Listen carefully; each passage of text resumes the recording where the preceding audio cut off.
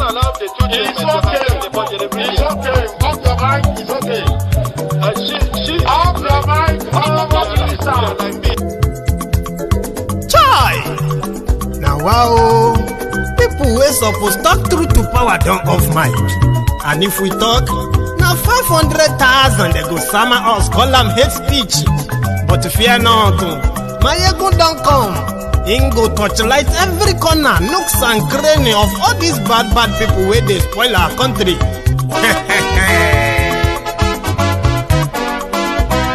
So my people make we laugh, oh, yo, yo. My ego don't come, oh, yo, yo. My people make we shout, oh, yo, yo. My ego don't come, oh, yo, yo. My ego don't come, man of the masses, oh, yo, yo. My ego don't come, oh, yo, yo. My ego diary politico, yo, yo. My ego don't come, oh, yo, yo. This one not the off in mind, oh, yo, yo. My ego don't come, oh, yo, yo. And in the touchlight every corner, oh, yo, yo. My ego don't come, oh, yo, yo. Okay, some people be they holla say they want the power. Chai, them be promise us say we go get light and power. Nah. Them hustle sote they can't get the power.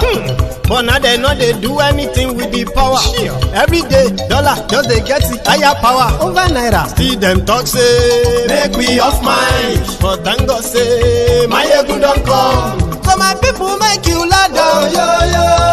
My ego don't come, oh yo yo. My people make we shout, oh yo yo.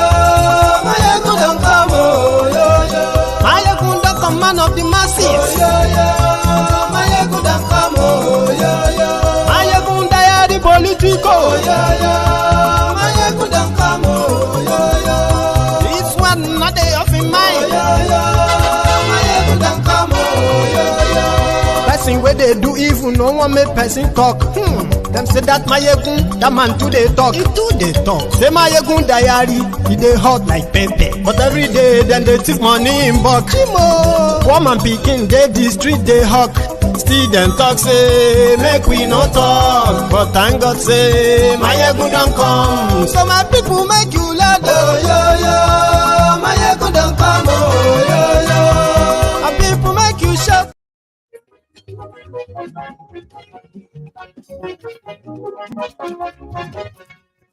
Hello there. Mayegun la wa mo jojojojo.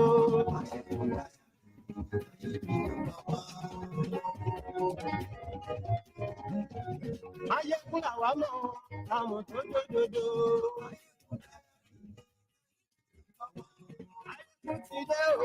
Ọ̀rẹ́ ara lórí Facebook, lórí YouTube, lówó ṣe ń lọ ní Mayegun dá wa sí. Àṣírí ọ̀tẹ̀lú kì í kó níbẹ̀ o. You are welcome back. If you have been with us during the brunch time, but if this is your first time of joining us today, welcome to the temple. Good morning to you, good afternoon to you, and good evening to you. From wherever you are joining us, it is Mayegun Live. It is Humpty-Dumpty Day, where everything seems to be collapsing and metaphorically Koolu fell. That is not even the news. Tell everybody.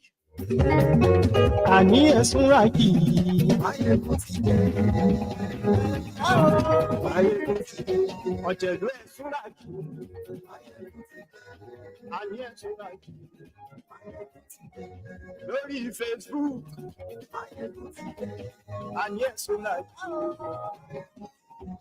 lórí YouTube,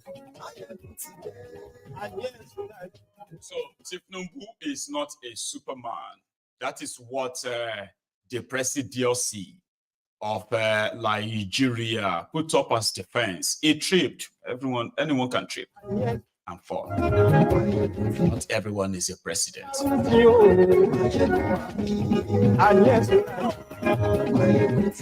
The Nigeria EFCC, well, they have come out now to say, all of you criticizing the public officials online, you are criminals. Those are the people who captured Nigeria.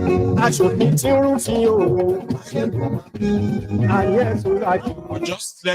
let us get down to it. There is a part of Koolu's broadcast this morning that I'm going to share with you that resonates with this message this evening. Share this broadcast.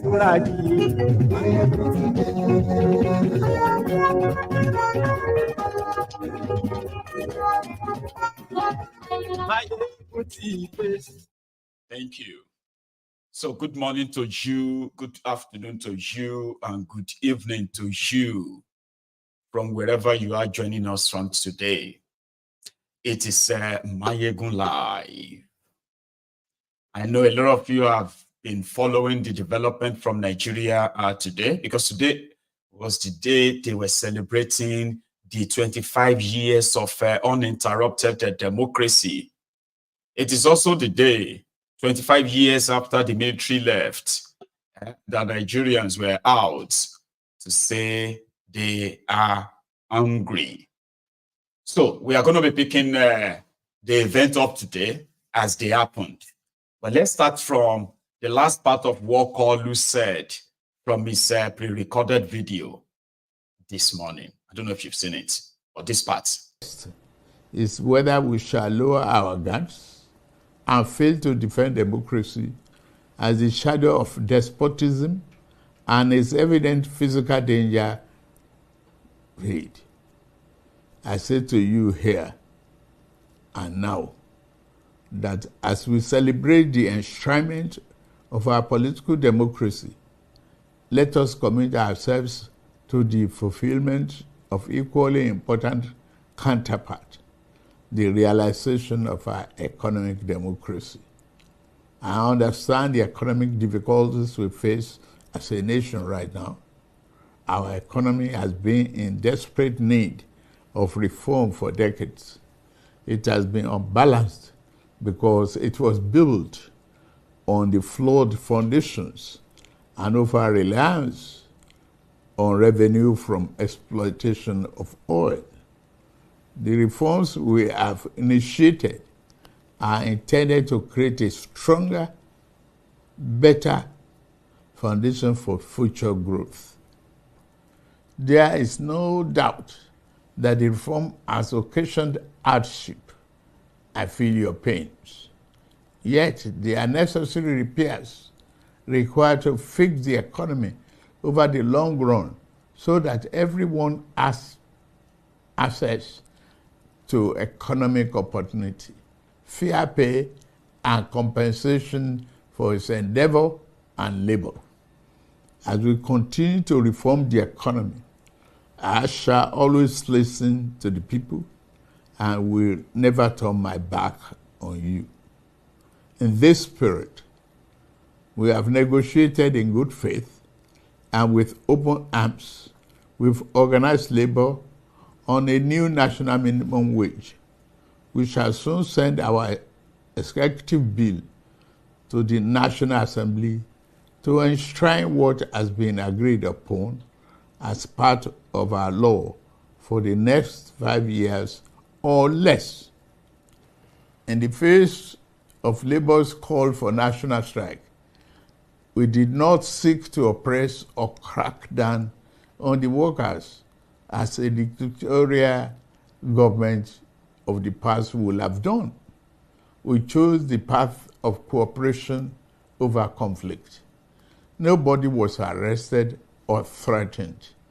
Instead, the labor leadership was invited to break bread and negotiate towards good faith resolution. Reasoned discussions and principled compromise are a hallmark of democracy. These themselves shall continue to animate my policies and interaction with the constituent part of our political economy. I take on this vital task without fear of favor, and I commit myself to this work until we have built a Nigeria where no man is oppressed. In the end, our national greatness will not be achieved by traversing or traveling the easy way. It can only be achieved by taking the right one. The words of American President Franklin Roosevelt sadly ring true, and I quote, "There are many ways of going forward, but only..." I don't want him to sort of waste much of your time, okay? I have picked what I think is a little bit questionable, few things that are questionable, and I'm going to throw them to you. I mean, forget about all of that wind-piped jargons. So Koolu said he is currently doing a reform. That is why Nigerians are going through hardship, okay? But you that is watching me right now, in fairness, he said they are working very hard in order to build a future. But in fairness, in the last 9 years, okay, let's take Buhari out. In the last 1 year, can anybody watching this broadcast please tell us if you know just one or two of where Tinubu reform, okay, is actually a reform within your economy? Is it the power sector reform, which you can say, oh, very soon you are going to have 24 hours electricity? Or is it the economic reform, the one that they are floating your naira, freeing your naira, and you know what that is today, right? Is it the tax reform, where more people have lost their jobs, and those who still have theirs are being taxed to death? Is that the reform? I've been a subsidy removal reform. Can you beat your chests that Tinubu has reformed the oil sector, or is reforming the oil sector? That is why you are in hardship. Is it the border reform? Security reform? Tell me exactly what is the reform that Tinubu is doing except for taxing and then picking your pocket and borrowing money? Is borrowing money a reform? Where businesses are folding up and packing and leaving, jobs are, is that reform? But do you know something? They are telling themselves that they are actually reforming or doing something in Nigeria. But you see, there is a difference between when you say somebody's reform, economic reform, may create some hardship. For example, let's say when they told you subsidy was gone, and in all genuinity, it was gone. They are not paying secretly for it or borrowing to pay for it. And the money they were supposed to pay to those people are now being used to fix your road, to fix the power, to fix critical infrastructures that actually really helps you. But you know that is not what happened. Is it the security reform? Are you safer now in Nigeria? Are you? What reform exactly that you will say, it's because they are now doing something there, they are doing it right now. That is why a lot of people are complaining. What exact reform? Because when they talk about reform, we are working hard. You must be able to point at those things and how they are impacting your life now, or how they will impact your life in the long run. That is how you compare any reform at all. But when they speak all this windpipe grammar, all this word salad, everybody go back to their normal, so they can keep up putting up at the show. And that was when they called him. Koolu, it is time for you to come and wave at us. That's the one that majority of you will remember today. But let's sing this, national anthem of the Nigerian police. It is the Koolu's anthem. Please.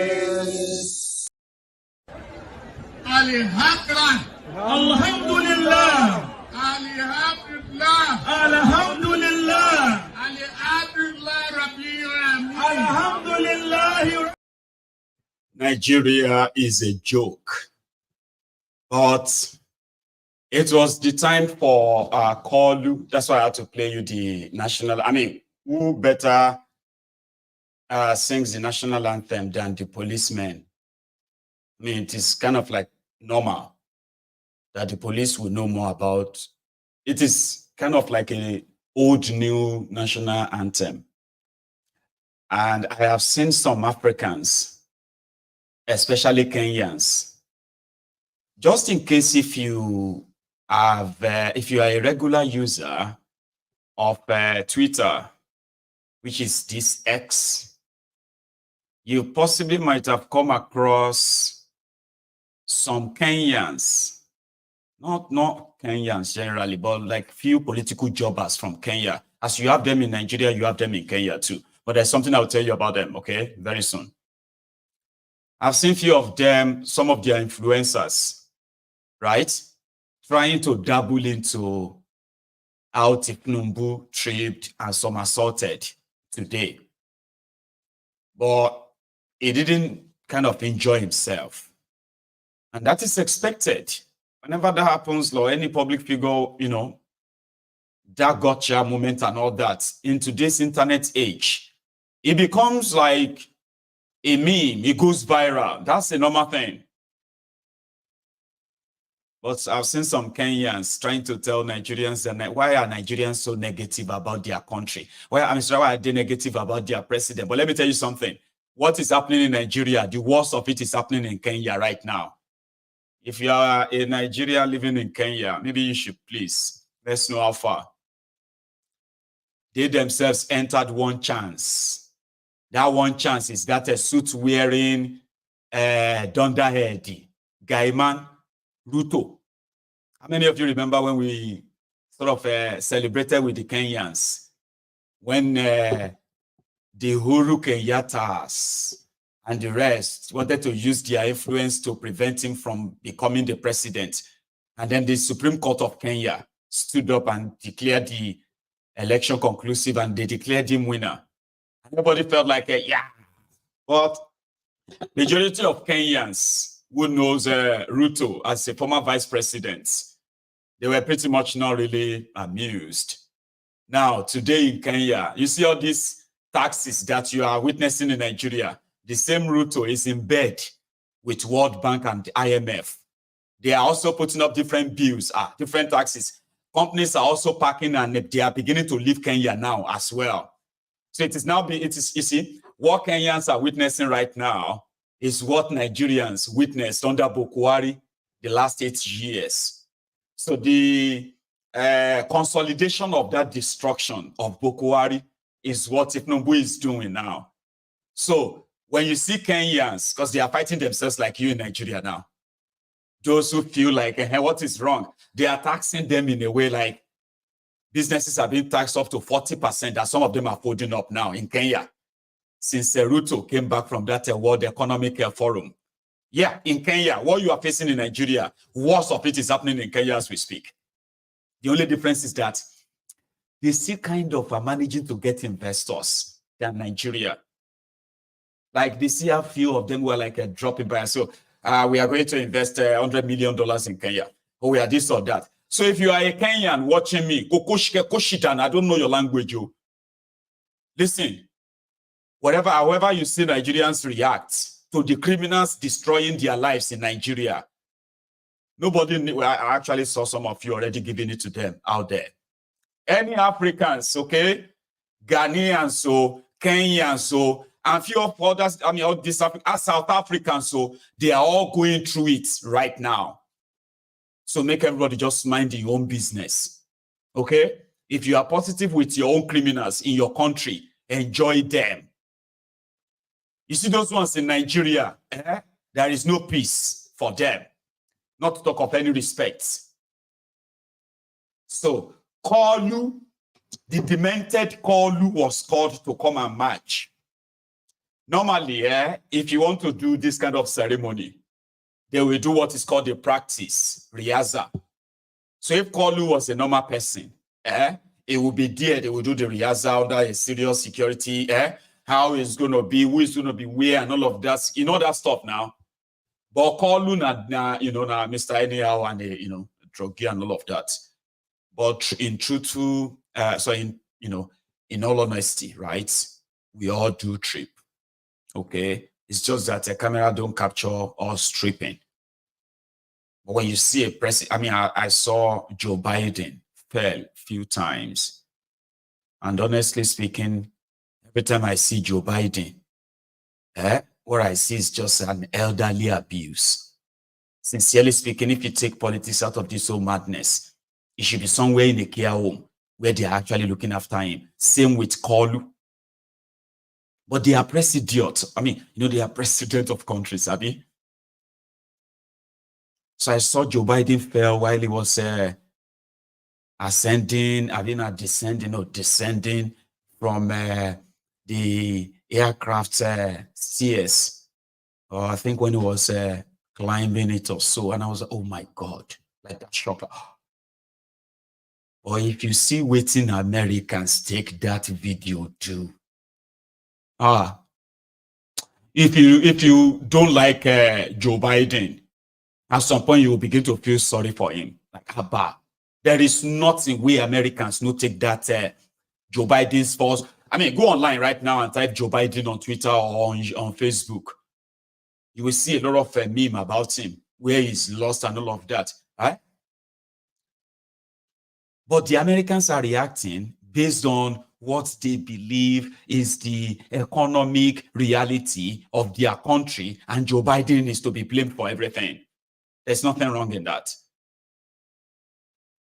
Because you can easily tell, for whether it is economic crisis or security crisis or any of these crises at all that happens in any country or anywhere, your government is involved. If they are not involved, they will be frontally at it to end it. But when they begin to manage it, they are involved. So what do you expect? We should begin to now kind of feel like, no, stop it. So they called Koolu, ladies and gentlemen, since he always makes the whole thing about himself anyway. June 12, Democracy Day. Then they will make it about him, starting with this. Presidentially received. Now, Mr. President will be accompanied on this inspection by the Commander Guards Brigade, Brigadier General A. Onosanya. Happy View, Your Excellencies. And at this juncture, we take a synoptic look at the resume of the reviewing officer. The special guest of honor and reviewing officer for today's historic occasion, His Excellency President.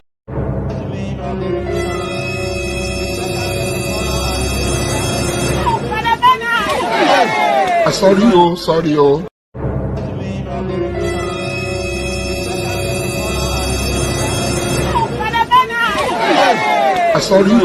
oh. May God not allow them, may they kill you. So I blame his handlers. I will blame his handlers. And only God knows what these guys have to handle in private. Like you have to handle an elderly, senile, sick old man. I said it this afternoon that what is wrong with the people? Tinubu is old. He had surgery on his 2 knees. You see, these two, there's nothing wrong if Tinubu has a walking stick to brace himself. There's nothing wrong. If he's on a wheelchair to aid his movement and the rest of it, there's nothing wrong. But they always want to appear like they are fine. I'm fine. I'm fine. I'm very healthy. So Mr. President is very healthy. Mr. Kineko, who are you trying to impress? Somebody who is nearly 80 years old. Is that needs surgeries? Is other medical conditions that they are not disclosing? So why are you trying to make him look, when he walks, is walking like somebody who they are dragging? Because you wanted to show to Nigerians that, yeah, he's healthy. He's not healthy. And there is no shame in that. There's no shame in that. We have younger people who are younger than Tinubu that are using walking sticks. There are people who are far younger than him. They are on wheelchairs. It is for their own health.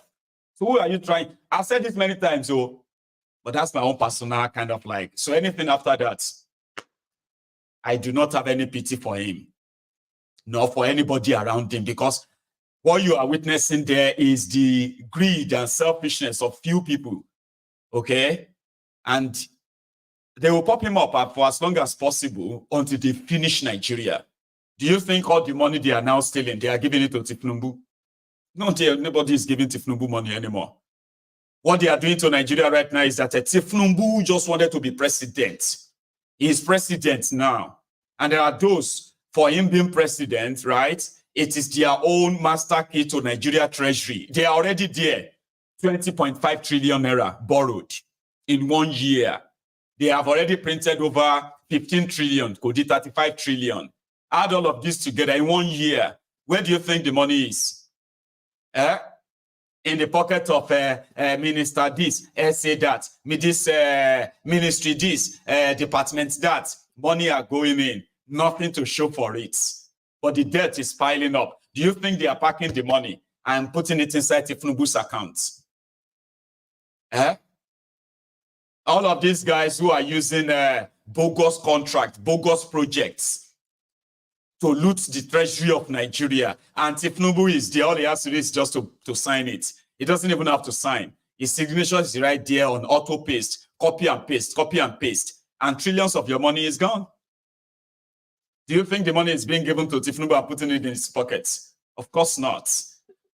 But you see those ones who are pushing him about, those ones who will tell you he's very sound.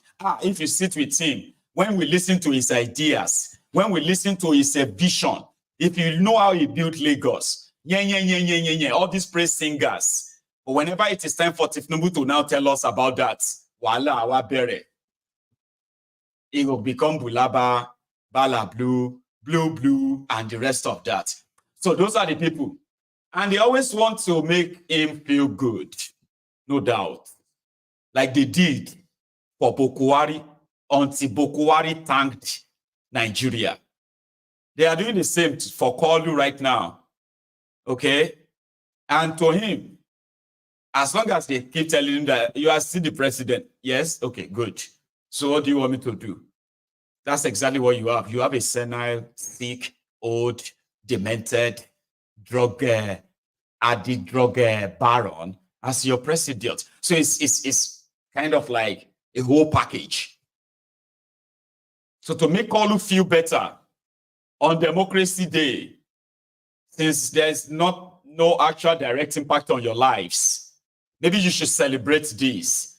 They said this is the tallest picture of anybody on canvas. You know what that is? Like they print you on cloth like that. Let me show you. They unveiled the world tallest or biggest Jaga bandit on canvas. See an achievement too, at least. 2024 Democracy Day celebration. Once again, the largest portrait ever painted, never seen anywhere in the world. Thank you. Next will be the advancing review order by the parade. Parade Commander, sir.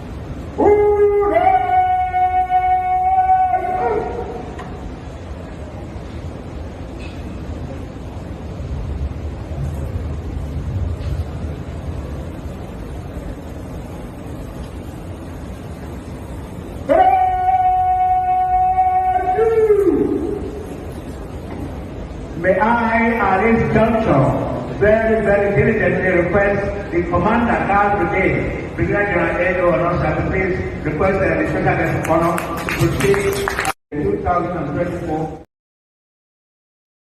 So, that was the world largest portrait printing on canvas. And that record, according to the Bakus, goes to Tinubu's portrait. They are waiting for the Guinness World Record to award the certificates. Do you all remember when they also mounted the biggest broom in the world, when they mounted it at the Abuja city gates? Well, that didn't last long. I think it was like a few hours later, there was a wind that just dismantled the whole thing. But to them, Igbale, the broom revolution. So they built this big, massive structure of a broom. Now they have, that is to make Buhari feel good. Now, June 12 is now about Koolu, just so you know. And from now on, it will be honored. And you know what he did? Those people who he considered as friends, he actually mentioned their names in his speech this morning. Or those ones he didn't consider as friends. Dele Momodu was on social media today, and he was like, so all of us, because we are not a member of APC, so we did not, we didn't deserve any mention in Tinubu's speech. I was like, Uncle Dele, see, okay. So Koolu was there now as the survivor of pro-democracy. And according to him, those Nigerian NLC, the Nigerian workers who said they wanted to go on strike, if it was in the past, they would have mobilized the soldiers to beat them up. arrest them. But he didn't do that. He let them at their, their field or their trail. However, he also lied in that speech, by the way, when he said, instead of arresting the NLC, he invited them over to come and break bread with him. He said, I shall never turn my back on you. That's you, right? Then he also said, I shall listen. And because he will listen, he is listening. That is why he met with NLC. And according to him, they agreed, they negotiated, and they have agreed on something. Minimum wage that will now be forwarded to Akpabiole. Akpabiole will now make it law for the next 5 years. That's what Koolu said. But there is no agreement with NLC, guys. The NLC don't enter one chance too now. Because Koolu says they've come to go and tell Koolu that they have concluded. The deal has been concluded. Now 62,000. Koolu, the lifeless Koolu, demented Koolu, is believing that too. And the NLC themselves, they said they are waiting for what Koolu will decide. Alaye na 62K, they decide. Even Koolu's own offer is less than the minimum wage offered by Lagos State, Rivers State, or Edo State. They are offering more minimum wage than Tinubu. He is probably not have a clue of what they are saying.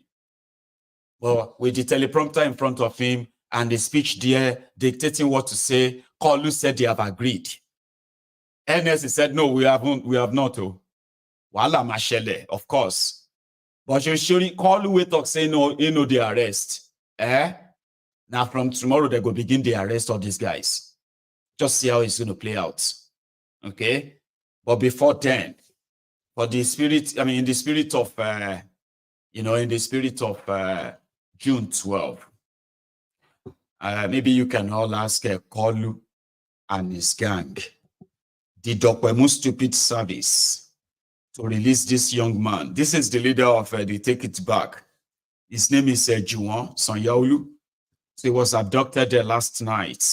Yeah, he was kidnapped last night because he called for the protest that took place in Nigeria today, led by the Take It Back guys. Also, you look at these two guys. They too they were also kidnapped, Ibadan and Kano, by the DSS because they were planning to be part of the We Are Hungry protests across Nigeria today. To prevent that, the DSS picked them up, and their whereabouts are currently unknown. So now that today has come and gone, everybody have come and spoken and then solely today. Everybody don't go back to their houses. So can you please let them go? So talking about the solely of today, here are other few things that I think we should add. That is also part of what happened today. I've shown a few earlier, but here a few others. Nigeria dry, and there's a need for us to ensure that they are put on the same minimum wage as the rest of us. Those are our basic demands. Thank you very much. Amazing. Fuel price remains. Dollar comes down, the fuel price remains. I call it government magic. That's what you call government magic. Very, very unstable people.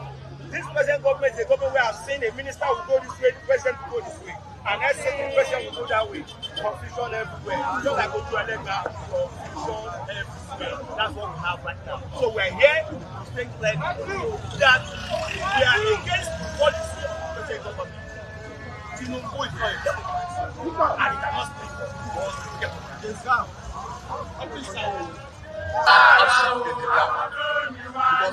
the democracy.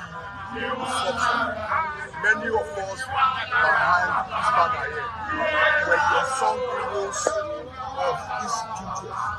That those who are in power they are saying enough of hunger.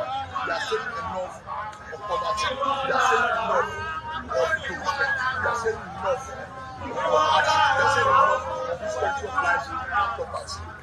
We are tired. They should occupy those who are elected to serve the mass of people are the ones looking to us. paying over 30 million naira not getting a living wage for Nigerians. So one of the things we are saying is that we don't want an increase in wages and salary. That we are fighting for a living wage. The salary, the wages that really pay for workers to not be broken, not carry back the price. You know that that's it's not we are going to end minimum we are saying that workers who are saying they cannot afford and that is the side of the economy. They were more risky violence on the market because when great action, when great hunger, when great starvation, it is violence on the articulated people to power. And we are once again ready to that is a beneficiary of this same process is fortunate that we run abroad when we're fighting against the military and if Abasha cannot stop us, if Abasha could not stop us, Tinubu cannot stop us, we continue to fight for our right, for our right. This is the Let's say everybody just a whole service everywhere. But let's listen to those who are not singing. Deji was there too. Listen. To intimidate Nigerians, the DSS should not be the one telling people when to protest and when not to protest. And that's why even in defiance to the DSS and the threats issued by the DSS yesterday, warning all Nigerians to stay off protest, we have decided that no matter how few we are, we will come and we will lay our grievances that the country is not working. Nigerians are generally very hungry. The economy is bad. Our legal tender, which is the naira, has grossly depreciated. And that as a nation, we need to do better. 25 years of democracy, there's practically nothing to show for it except poverty and hunger and lack and economic mishaps and corruption.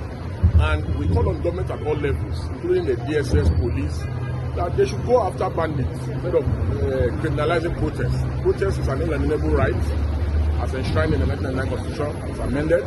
And we urge all Nigerians in all parts of the country, not just in Abuja, all over the country, that you have the right to protest, you have the right to express your grievances at any time, but you should do so peacefully, and you should do so within the ambit of the law. We celebrate the memory of MKO Chief MKO Abiola for the sacrifices he made via the June 12 struggle, and we continue to enjoy the leaders of today who are reaping the dividends of where they did not sow. That they should become democratic, they should stay away from corruption, and they should genuinely at all state levels develop the country. Thank you and God bless you. We want to especially thank all those who were courageous to come out today in Lagos, because we know that massive action has started in Lagos under the bridge.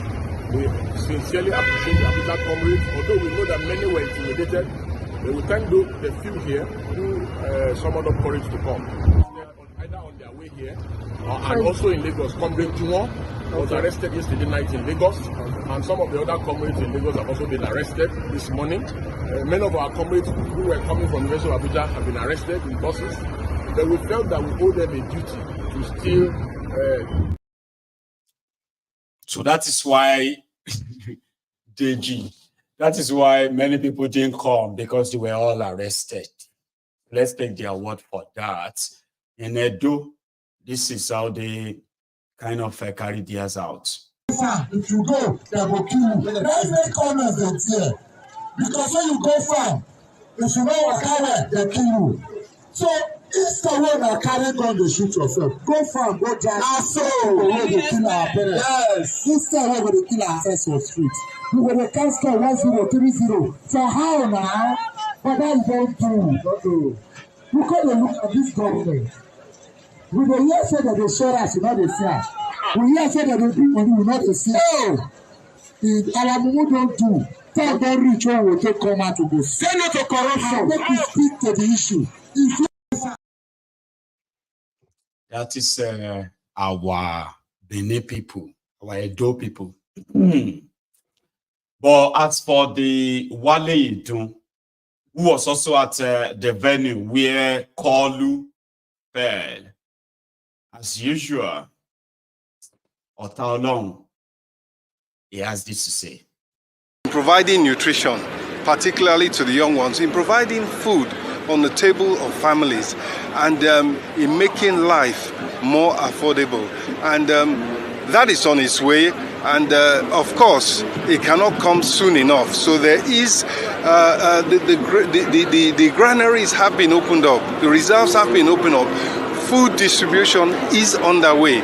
In addition to that, as we know, we have revamped the direct payments to individuals in order to cover 75 million Nigerians at the end of the day. And that process has integrity, has transparency and visibility, and it's just a question of speeding it up, scaling it up. We know that before it wasn't what it should have been, and it was stopped in the interest of integrity. But now funding is being rolled out that will allow people to take money, go to the market and buy. And at the same time, of course, there is tremendous focus on food production. I think that is the key area to focus on now, because the economy has been changed, has been put on track, but people must feel it, and they must feel it soon. We understand that. And Mr. President is very, very aware of that and committed to that. He's a man of the people. He is from the grassroots. Thank you very much. And finally, before I let you go, Honorable Minister, thank you for your time. What's the message to Nigerians on a day like this as the Minister of the Economy? I think the message is that there is hope of better days to come, and in the very, very near future. We are on the right track. We have turned the economy around, and now the benefits are about to be felt by Nigerians.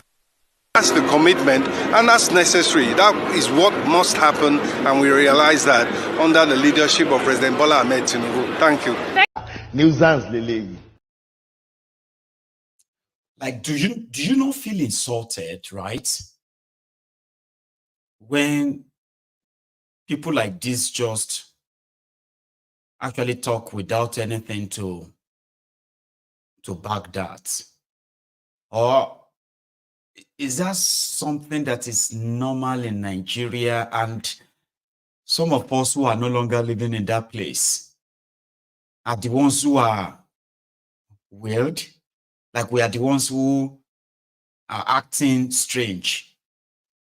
Okay, let me tell you what I mean. That is Nigeria's Minister of Economy. Okay? And like they do all the time. We understand that what people are going through, then they will now turn to, we have turned the economy around. How?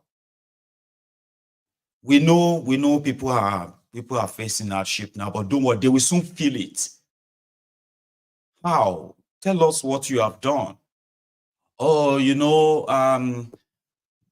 we are trying to provide money for people so that they can go to the market and buy food. Okay, 75 million Nigerians are going to be given money. Of course, we stopped it, okay, but we are rolling it out soon. Nigerians will feel it soon. They will soon have money to go and buy food. That is Nigeria Minister of Economy. Like somebody you want to probably listen to and say, okay, what exactly are you doing? When they want to tell you about investors in Nigeria, Minister of Economy, that should actually be giving you names and numbers. But it's all about, we are working hard. Okay, Mr. President is working hard. All the investors, everybody is just like, they are rushing in. But they didn't face this media, the journalists in Nigeria, who actually don't really probe them. Or even if they make any effort, even if they try to,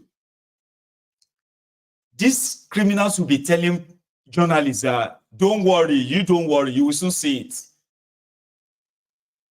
As an answer, don't worry. We are already turning, see, the economy, we are I remember what they said, we are turning a corner.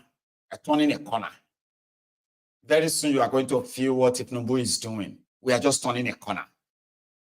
We are doing a baby step of pain. But every day I come here to point out that they are doing nothing.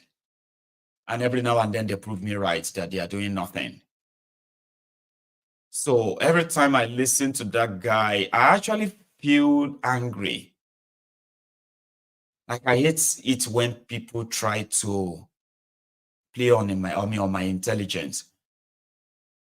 You know what I mean? Like when some people want to present themselves like I'm very intelligent and all of that. All right. So what I'm trying to tell you is that you won't understand what I'm saying to you. Are you mad? If you are intelligent and you can't make me understand what you are saying, then you are not intelligent. You are just a fraud. You are see, I don't know if you live in the UK, you probably have received, and then if you are a customer of Scottish gas, British gas, you probably have received an email telling you that there is a reduction in what we are going to be spending in the next 1 year on our gas, electricity, and all that. So this started since 2022, just about 2 years after the coronavirus, right? Then, yeah, when things got so high, and we were talking about the cost of living crisis in the UK. Nigeria was battling with recession and the cost of living crisis too. But despite our own cost of living crisis in the UK, we were still carrying responsibility of so many of these people back in Nigeria. But we're paying through our noses. Then the government came through by saying, it doesn't matter whether you have money or you don't have money. You would automatically receive a certain amount of money, all of us, to cover part of our electricity bill every month for the social month. I got some. Then the moment the price of energy started crashing, they told us, you won't be paying that much anymore. So in a single year, I have to save more than 300, 400 pounds sterling. That's a lot of money. That goes into something else. That's how you measure whatever is happening. If government is doing something, if the economy is getting better or not, this is how you're going to know. Are you going to make much gain now that you are paying through your noses in Nigeria? If the government says we are working, you should feel it. It's not when they say you won't see it, you won't see it yet. You won't feel it yet. Then these guys told us, in fact, they said, because of the Russia-Ukraine war, the energy supply to Europe, including UK, is going to be affected. Therefore, those who they have in storage and the ones they are likely going to go and buy to bring to the UK again for us, it's like this subsidy of a thing. Subsidy is gone. When a liter of petrol was £1. So which means now that subsidy is gone, a liter of petrol could go up as much as £2. But to prevent us from having to do that, right? So they said, we are going to pay a lot for our gas, for our electricity for the next 6 months. Or it's going to go up again for another 6 months too. But guess what? They were already telling us why. And the reason why that is just to safeguard the future purchase in order not to affect the supply and demand in the UK. So we paid it forward. About 2 years after that, I'm almost paying like half of what I used to pay 2 years or 3 years ago on gas and electricity in the UK. I mean, I was paying nearly £300 for gas a month at a point. I was paying nearly £300 as well for electricity. It was, I mean, I used to pay just about £90 for my electricity and £90 for my gas. And that skyrocketed that it was visible. But they said it's going to come down. It's still going to come down, okay? The reason why it was going up was this, or that. I didn't have to understand that much at the time, but I was not happy. But the exact time they said it was going to start coming down, the last 2 years, it has been coming down and down and down. And I just received an email yesterday that I will be saving another 270 something pounds a year.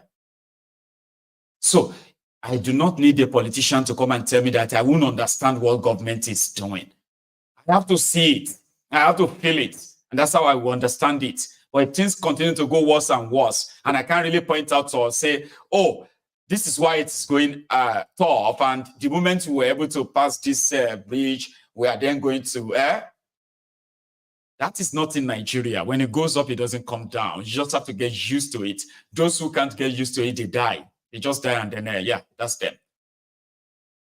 So people like Wale Idun, when they kind of talk like that, they sort of get me angry. Because I just sit there and be like, are there no educated people watching these guys? Because they are so confident in saying all this trash. Just words. No substance, no nothing. Right? And they can say it again and again and again. In 2 years' time, Idun is still going to tell you the president is doing everything very well to make sure that, that Nigerians enjoy, the country that has been destroyed for, how many years would they use now? Because they are now saying 16 years without Buhari. So this country has been destroyed for 16 years. So it's going to take more than 2 years. That Wale Idun will say that to you in another 4 years, in 2028. If you don't stop them, they won't stop. Then they will start getting ready to actually, it kind of gets me mad. And I'm glad I'm not living in that place, though. So that I would probably have turned to a terrorist that would kind of go after these guys like mad. That's insulting, isn't it? It's similar to this emefiole's probe. Okay? Emefiole, during the time of Buhari, was working on the directive of Buhari. We saw Buhari, who granted an interview and said, there is no going back on the change of naira. Because their reason for changing naira then was because of their fellow criminals like this Tinubu, the people who have piled up cash, Nigerian naira. Like, how could you even bag money in bags and you stockpile them inside houses for next election, so that you can bring the money out like paper and begin to share it to the impoverished people so that they can possibly vote for you again, or you pay them to kill themselves.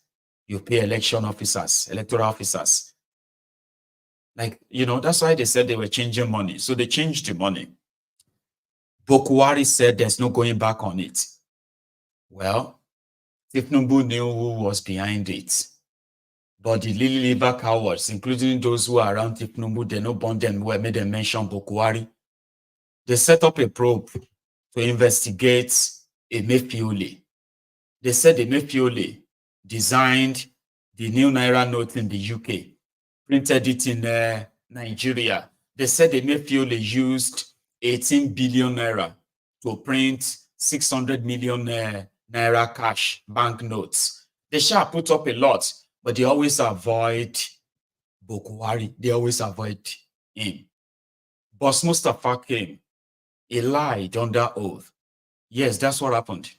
Boss Mustafa is Babashir Lawal's cousin, the one that replaced the grass cutter, Babashir Lawal, when Pastor Ruga sacked him then. I don't know if you remember. That's Boss Mustafa.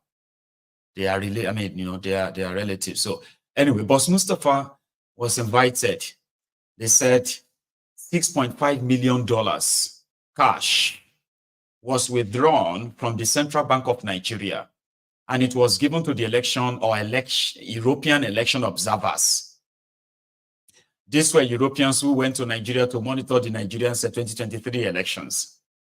Remember that the European Union also gave money to Nigeria to conduct election. I don't even understand how this makes any sense.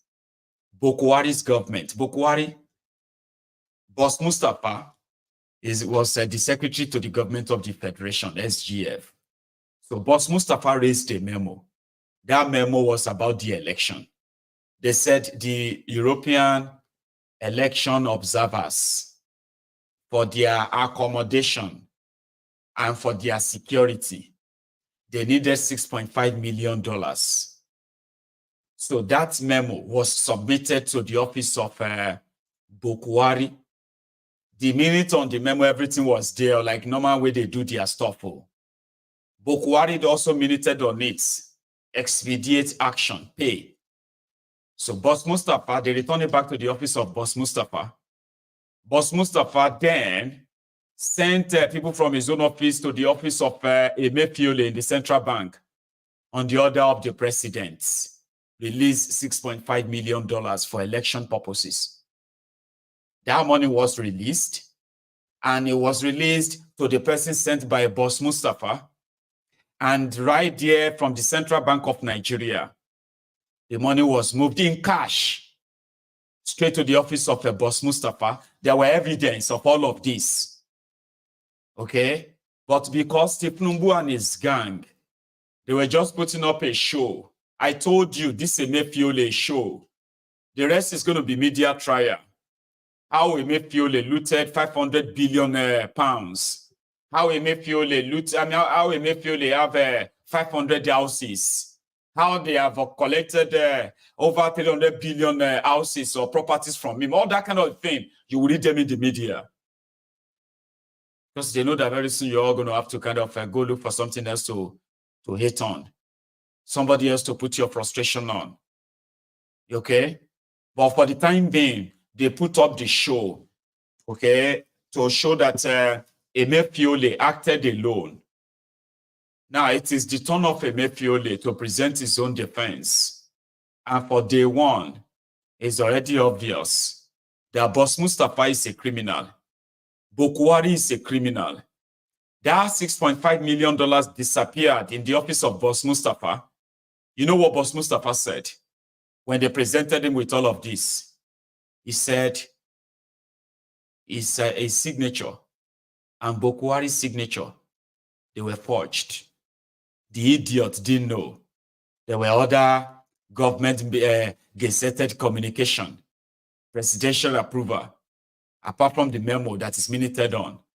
Now it is now obvious that $6.5 million disappeared between Buhari and Boss Mustafa. Boss Mustafa said he didn't know the person that got that, that took that memo from his office. They mentioned the person. In fact, two of them arrested them as we speak. And the two of them came forward and said, yeah, we gave the money to Boss Mustafa. It was for election purposes. Nobody asked questions. So what $6.5 million was used for 2 days before election of 2023, in February 2023, will remain a mystery. Because right now, the case will just have to die a natural death. Like that of Dasuki. Does anybody know when Dasuki is going to go to court next? Do you know? And do you know why the case against Dasuki also died? They told you that the money Dasuki was sharing was money meant for arms, for the Nigerian military to go and fight Boko Haram. It was an easy sell, propaganda. It worked. The money was, the money that Dasuki was sharing was actually the money for the security vote of Goodluck Egbere Jonathan. But it was an easy one because Buhari had a stone to grind with Dasuki at the time. I mean, they have history. They had history. So for the rest of Nigerians, Buhari was fighting corruption until they started mentioning those who collected money from Dasuki. Fayoshe, Paulishe, this one, Shinkafi, Makarafa, this, that, all of this, you know. That's how they shared their $1.1 billion. Yeah, $1.1 billion in the space of 18 months.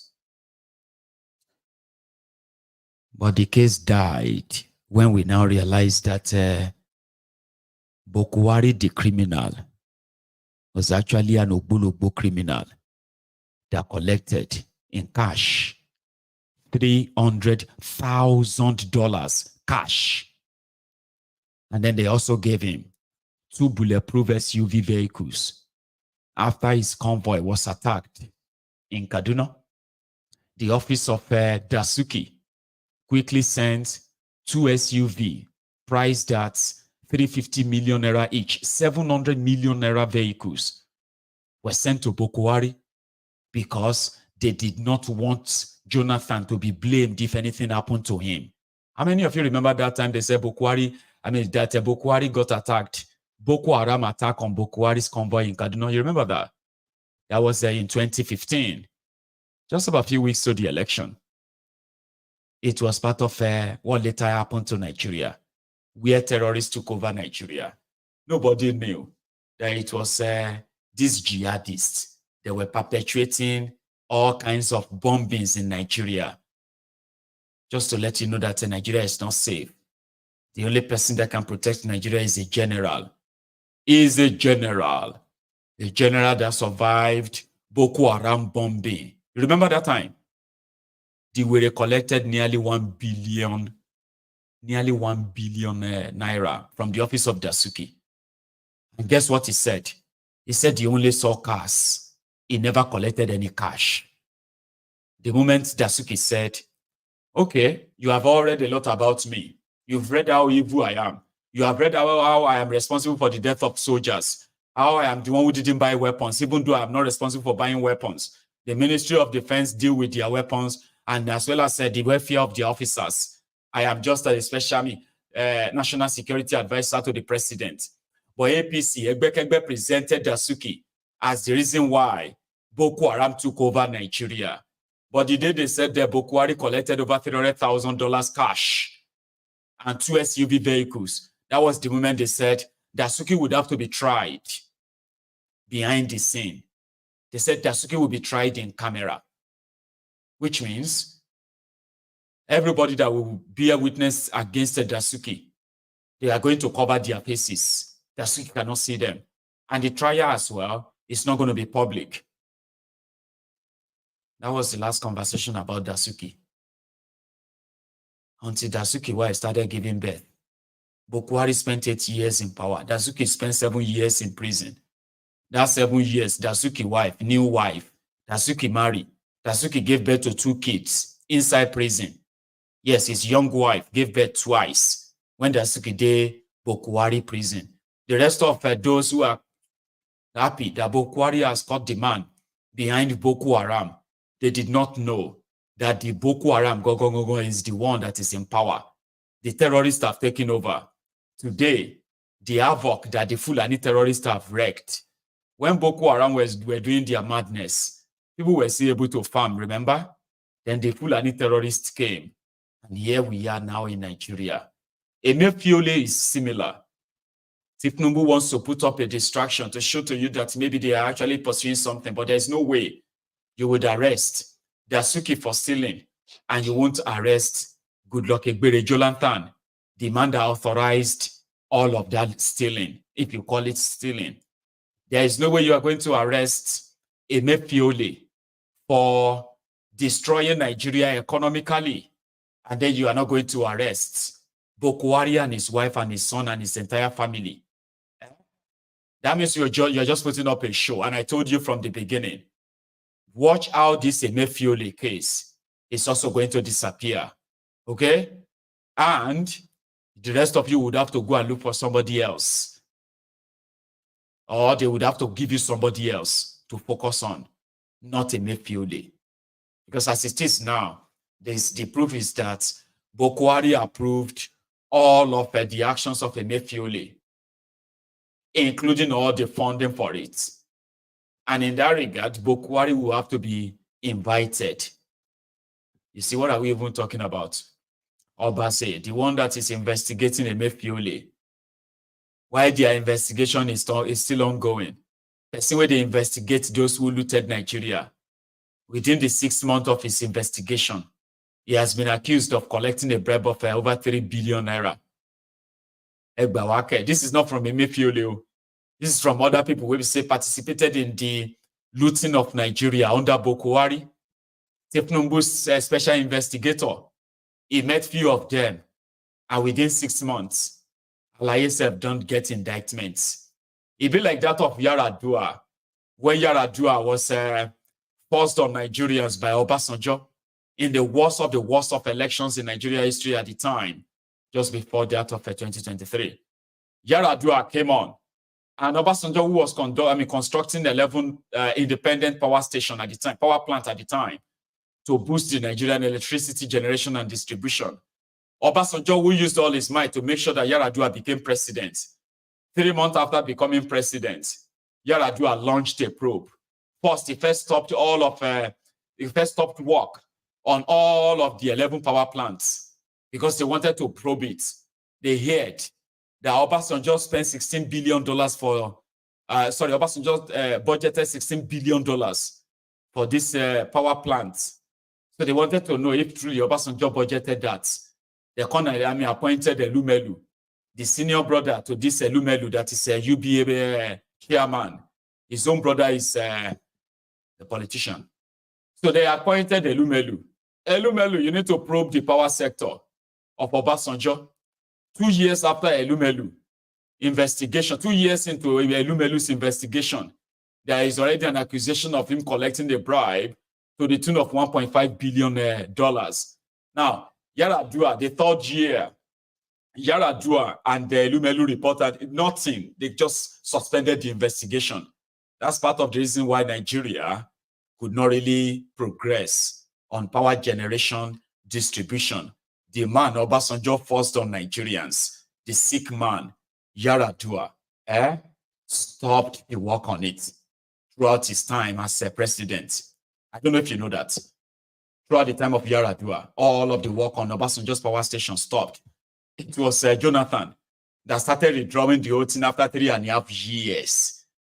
They started redrawing some of them to say, okay, now they can put money in this, put money in that one, and repay this and that. So they have discovered that out of $16 billion, Obasanjo said he was going to spend on power. Obasanjo was able to actually spend $1.6 billion, less than $2 billion. But till tomorrow, you go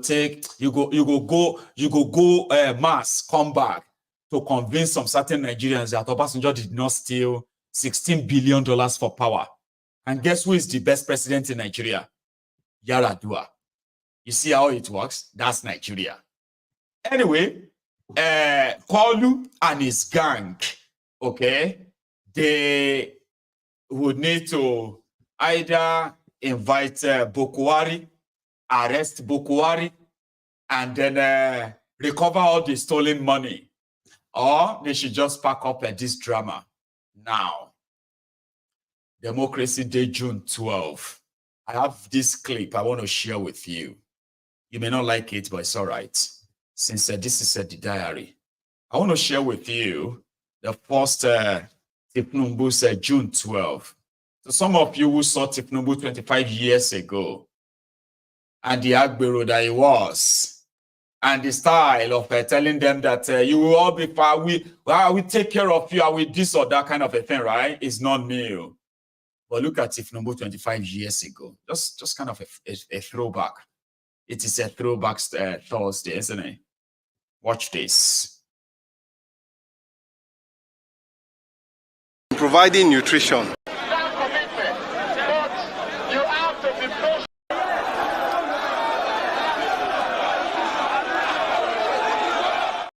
Hang on, no. This was June 12, 1999, 25 years ago. Koolu, just about, just about 6 weeks as Lagos State Governor at the time. Just a throwback.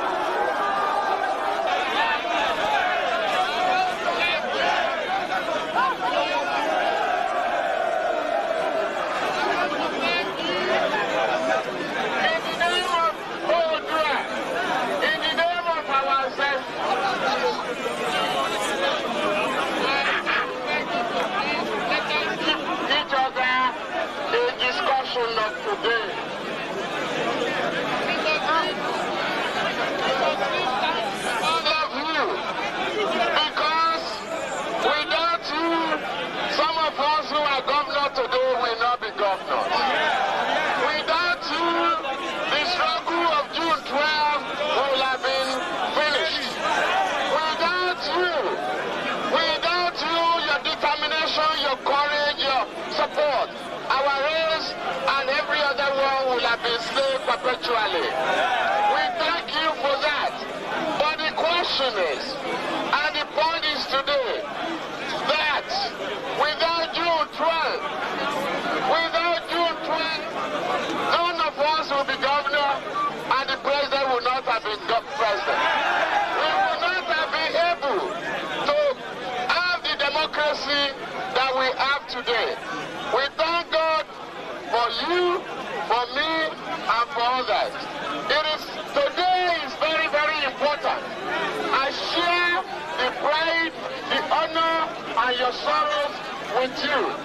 If Abiola were to be alive today, it would be a different story. We know the priceless number of students in Ekoma, those who sacrifice their life. We are saying, I am one of those who are making the promise to you.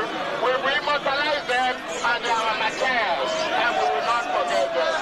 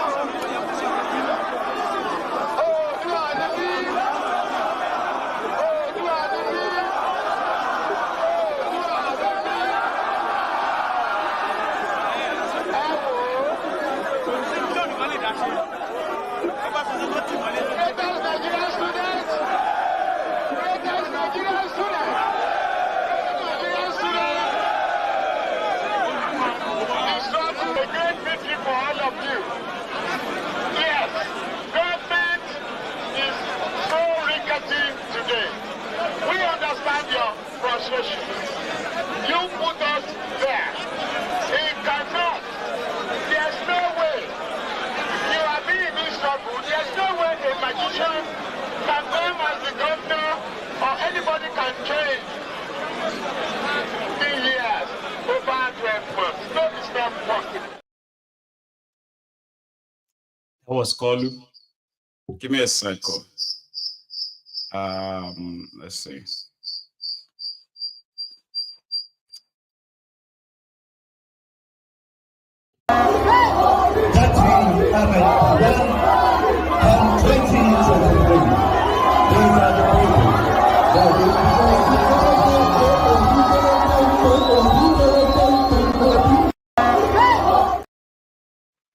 Sorry about that. I was putting something up. And because my device is so close to me, so it was making that horrible sound, okay? But that was Koolu 25 years ago. It was, don't forget, in case if you are very young, that was the time they used Yoruba this, Yoruba that. Remember, Abiola was dead. Yorubas were so mad at the time. I was a teenager, and I remember that very well. Yorubas we were hearing the things like Yorubas are going to break up soon. We're going to leave Nigeria. What they have done now, we are not going to be part of Nigeria anymore. Then the whole thing just changed when Abacha died. Abiola died. And then they brought, they said, oh, democracy is going to come next year. Really? And then before you know it, you see all these guys that they say they are pro-democracy, Nadeco, this or that, right? So what was so appealing at the time, was that anything pro-Yoruba, you go sell. So these characters, right, they now use the Awolowo, this. So if you are not part of them, we didn't know then, no. If you are not part of them, you are considered enemy of Yoruba land. So if you go and play all their videos, if the videos of all these APC, Egbekegbe members today, the Yorubas among them, if you go and play their videos 20 years, 25 years ago, they were actually demanding for everything that they are now opposing. They wanted the state police so that we can protect ourselves. Tinubu funded OPC until it stopped. You heard him where he was saying, oh, do animi, talk on tara, oh, do animi, talk on, oh, do animi, because around that time you have to be Omoluabi Yoruba, that is pro-Yoruba. This was the lie they told. These were the lies they told to many, many Yorubas for years, until many of us started dropping behind them like, they have nothing in common with Awolowo, not the Awolowo we heard about. And these ones are just opportunists. But some of our people who couldn't really leave them, they just cling on. Like, well, it's a way of life. How for do? What can we do?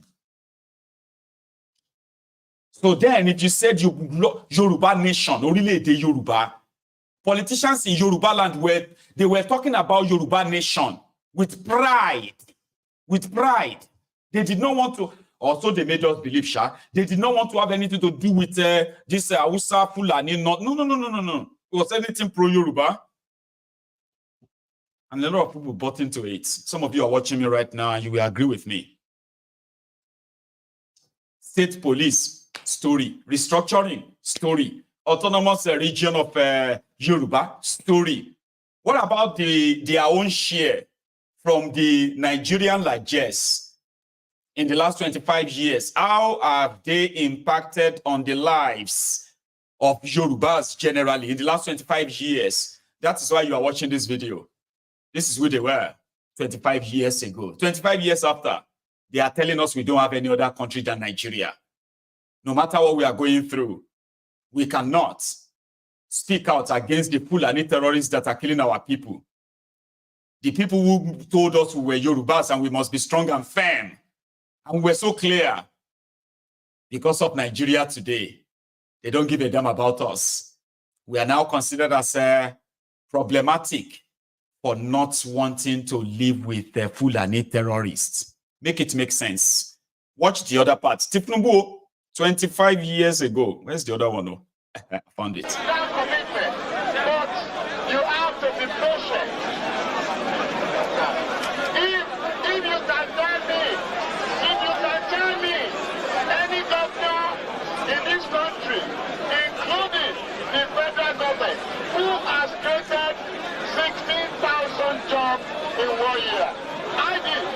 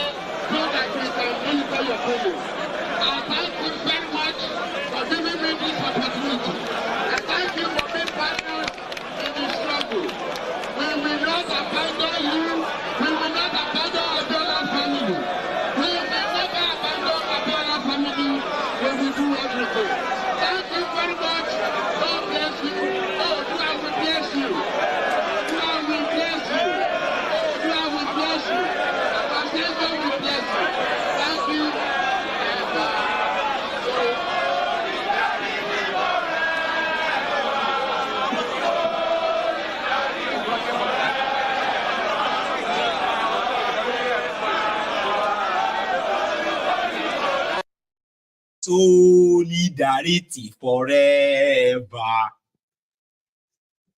He hasn't started the looting of Lagos then. He was still trying to find his bearing. But he was already displaying the tendencies of a kleptomaniac. Okay? A wasteful spender. If you listen to that audio, that video very well, he was talking to the great Nigerian students. He said he has already spoken to his guys, so the reception will give them 30 million naira. And also, he is setting up a committee that is going to be looking after them, taking care of them. So whenever they need anything, right, they can always come. Those were the days when they were just setting up all the offices. And that was how Tinubu used the resources of Lagos State to buy as many people as possible. Many of them would never believe they could become homeowners. If Tinubu wanted something from them, he will give them land, he will give them homes, he will give them money. I'm talking about bag of money. And that's what makes him the godfather, that they said he made so many people. And he built Lagos. He was supposed to come and build Nigeria, right? And so the cement and water finish. Person we build Lagos, so he reached the Nigerian town, cement finished. Or, and so the sand and water, I don't know, something shall finish, Nigeria cannot be built. Peter Obi was on Arise News today. I haven't taken my time to see through that interview and combo, but it is his own June 12 charts. And to him, democracy is dying in Nigeria. He's not lying. Right now, the Agbadorians, you see the Agbadorians, the Batidiots, the Bastard, the Lagos Abobakus, the Oshogbo Alimajiris, the humbled slaves, the sophisticated morons, and the voluntary slaves, the crumb eaters, the crumb chasers, the ass lickers, the all-risers, their uncles and aunties, the patriotic Nigerians abroad, the Abroadian Batidiots, the Abroadian bastards. Now they are blaming the Obidient for Tinubu's fall. They said, you, the Obidient, are the ones celebrating the Tinubu's fall. You are so unpatriotic. You are so negative. I was like, man, this don't turn from obsession to madness. Because before now, everything that is wrong with Nigeria, okay, we were trained to blame the Igbos. If you don't understand what is going on in Nigeria or the situation, okay, just blame the Igbos. It's the easiest. Everybody will tell the Igbos, yeah, this country, the reason why this country is not growing is because the Igbos are the problem. They were raised to say that. But now I think that is now changing. The dynamism of that is changing. It seems the paranoia level, the obsession is now obedient. I saw Bawala, this Bulawala, or whatever is his name, Atiku's spokesperson. He is now Tinubu's spokesperson or spokesman. He has been running amok. And I'm like, I'm on this thing. Okay. So Atiku said, may Tinubu get well soon. Obi said, nobody should mock Tinubu. There's nothing to gloat about that Tinubu fell, or there's nothing to gloat about. Nigeria is bleeding. Let's talk about that. Guess who they have been attacking? Obi. And here is something he had to say. I plan to probably listen to more and bring you more of it tomorrow. But yeah, listen to these parts. I would say that President Tinubu have kept to his campaign promises. Throughout the campaign, he consistently maintained that he will continue from where Buhari stopped. And that is done very well. I would say excellent. I'll give him excellent pass mark. And it's very simple.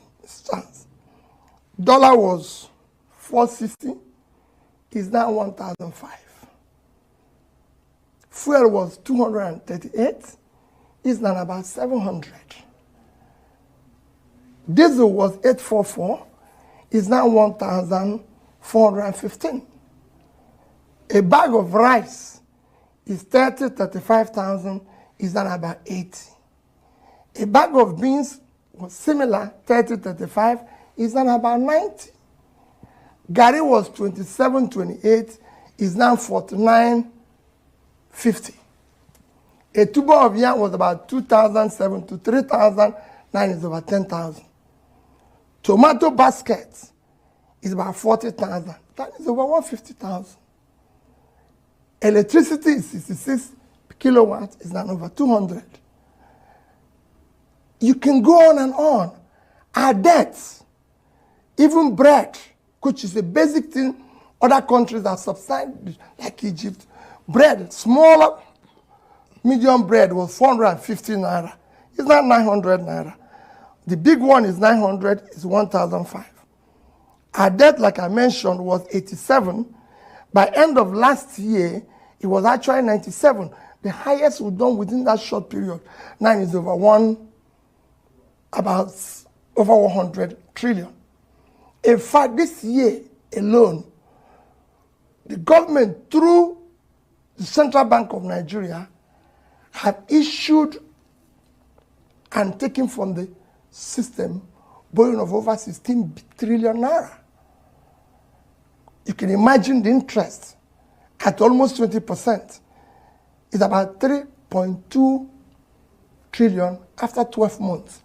At that, last year, in a period of 9 months, we spent about 5.7 trillion servicing as debt interest on our payments.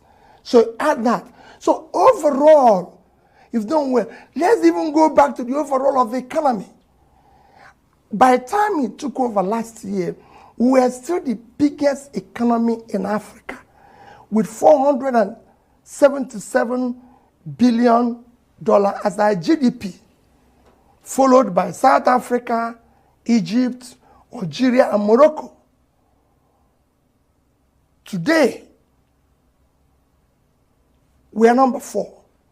South Africa is number 1 now, I think about $373 billion. Egypt is second, $347 billion, followed by Algeria, 266. And we are now 252 billion GDP economy. It's even worse when you go to our per capita. We are actually 1/4 of per capita of the list of these nations that I mentioned. South Africa is over 6,000 per capita. Egypt is 4,000 plus. So is Algeria. And then Morocco, which is 1,210, and we are 1,000 plus. So we actually gone low. We're coming from a low of per capita of 3,000 plus in 2014. So every other thing have headed south. Adherence to the rule of law has worsened. The country has been, nepotism is at the highest. Let's look at Obi. You and this your statistics. Then our statistics we go shop. Nigeria to miss. That is the man that even if it is just the fact that his understanding of the situation may be different from his application of it, you will never know. And then somebody said, this one is more intelligent. if we reduce the purchasing power of the people, we can further slow down the economy. Let's widen the tax net. Those who are not paying now, if it is inclusive of Bola Tinubu, let the net get bigger and we'll take in more taxes, and that is what we must do in the. That is what we are going to do in this. So they call him, I think it's basically people who just are so jealous of this guy. Sure, you get, like you may have your reservation about him, or like you don't believe all he's saying. You don't believe he can do all he's saying. But in fairness, do you think Nigeria will be what it is now? If it was that would be. Be honest, though, to read some of you, that in don't enter, that hatred don't enter, you so say, kosheki omo, it's all right. But you get eyes, you get ears. And then you are asking me, how come he cannot do that in Anambra? I mean, why didn't he do that in Anambra? But now the one that they told you did it in Lagos, the mega shitty, is redoing it now in Abuja. And some of you, out of shame, you just tell yourself, well, they are the same, Jari. Obida cannot do anything in Anambra. Obida, Alaye, this is 2024. That is still your reason why somebody like Koolu is your Presidiot. You know that. I'm just saying. There could be people who are like smarter than Obi. There should be people smarter than, I'm just saying, that there could be people smarter than Obi around the Tinubu, but they will never let them shine. Abi now, people around Tinubu who are like smarter than Obi that could possibly, if they are allowed to act independently, they will do it differently than what you are witnessing now. You know that. But it is Koolu. It makes you feel better. Anyway, here is an appeal to Koolu made by Tony. Mr. President, you have a duty to succeed. If you succeed, you will share your glory because you came from the trenches, you came from that struggle, you come from that period of struggle. Mr. President, if you fail, they will say that those of you who fought for democracy have nothing new to offer to Nigeria. We will pray for you, and we believe that the reforms which you have taken, there is no doubt about it, you too have recognized the untold hardship and the suffering it has inflicted on millions of people. But we are expecting that at the end of the day, it will bear fruit, and people will rejoice and say that the sacrifices that they have made, the consequences of that reforms, was something that was worth all this trouble. Mr. President, thank you for the honor and the privilege, and do something about the Nigerian prisons, because they were the ones who hosted us in those days and in those dark days of the struggle. And on the last call, Mr. President. I